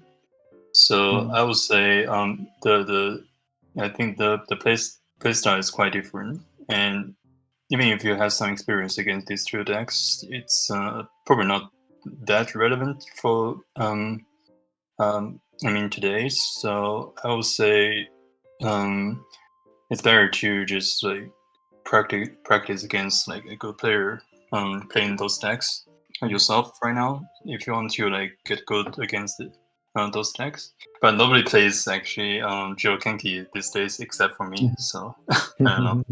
Yeah. So I have to play against me all the time. Kenki is strongest soldier. I see. Well, still Yeah. quite impressive to just take it all down with congrats on winning the 3.3 major, it seems. Yeah, actually, I didn't expect Geokenki to do so well. Like It did quite well, yeah. Yeah, I didn't lose a single game with Geokenki. Like it's quite insane. It's like people like still play Sendoff, and Yeah, no, I Sandos guess I didn't just show got up. lucky. Yeah, Sandos don't didn't know. show up. Kenki did his thing and just worked out quite well, I do have to say. Yeah, Yeah. it felt very reminiscent of like you know, I've not seen the type of burst that we saw in the finals for like so long, where he just froze like two people, got like 9 damage out of some Oh, stuff. I mean that was just a misplay from the other side. I mean, Yeah, they needed them first. they shouldn't. They either should end first or just not exist on the scale. I mean, Yeah, it was unfortunate for them, but it was pretty hype to watch, to be fair. Yeah. See Kenki go off again. Ah, that was nice. yeah. I mean, but it's actually not. I mean, against Ito, it's not that relevant because you can still just stay on Ito, like. But Yeah. I actually got pretty lucky to have like both of my I haven't lost yet. Yeah. So I could actually pressure Ito like enough. I mean, in the end it was actually pretty close because like I almost like I could have lost to another chill rest, for instance. Yeah, it was. Yeah. There was a world in which they do it. You still need to like take out Ito, even though you had that amazing Kenki burst. Yeah, I mean, if you have enough like if you have GRS plus some food to make sure Ito doesn't die, then it's hard to even win from there with the Kenki burst. Yeah, that's fair. That's fair. Do you have any final words for this patch? I don't know. I mean, I think I've heard many people saying like this patch is quite high rolly. Like there's not more variance than before because of the arcane legends. Mm-hmm. I'm not sure. I mean, I think for some decks it's definitely like quite I mean the variance is higher, but like for decks like Clemona, I think it's just a straight up buff. So it's not like high rolly because you always keep the arcane legend. So you always get to have the initial 2 free dice for the critical charge attack. So it actually makes the deck much more consistent than before. So before the arcane legends, you have to use an extra dice to actually do the OTK combo, the 11 damage. But now you just need to. You can always get it like as long as you don't cringe dice. So that makes the deck way more consistent than before. I would say. So I think against for some decks, probably for decks which use this ancient courtyard, it's there's a bit more variance because you can high roll really hard by just drawing both of the equipments, starting hand. But for some decks, I think Arcane Legend actually makes it more consistent. I see. That's fair. I think that's a fair point. Yeah. That's a pretty good way to end it. Well, either way, thank you so much for coming by. It was a blast to watch. Absolutely. And thanks for costume. No problem. And hopefully we see you around next time so you can get your third title as well. I mean, my goal was to win with Kinky, and now my goal is fulfilled. So I don't know. I lost my purpose. He has reached the top. Where does he go from here? Well, yeah, I mean, I tried for like 4 patches with Geo Kinky after the nerf. So it's the first time actually making it. Actually winning. He has fulfilled his goal, so now it's just it's too much.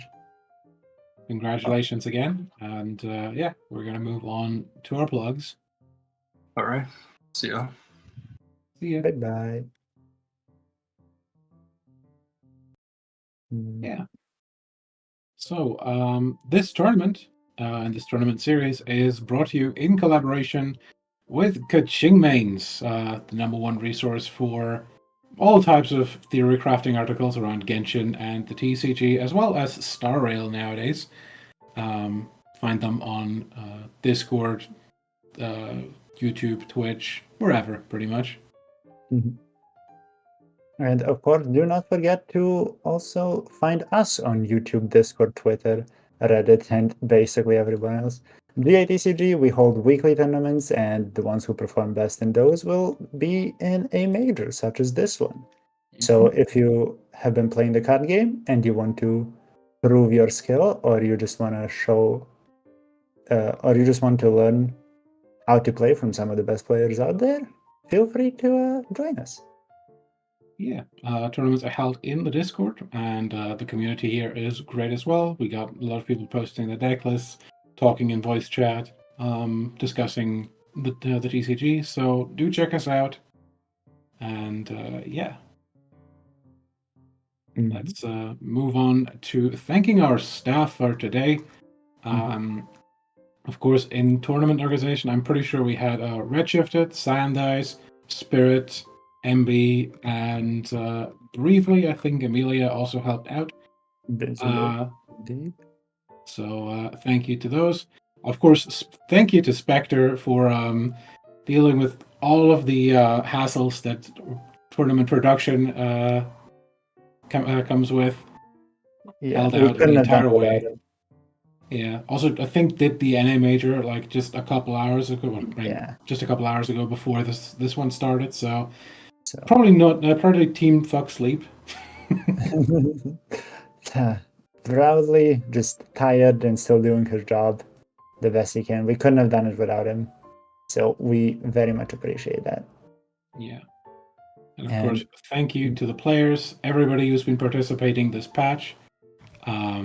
You're the lifeblood of everything we're doing. So, yeah, keep coming.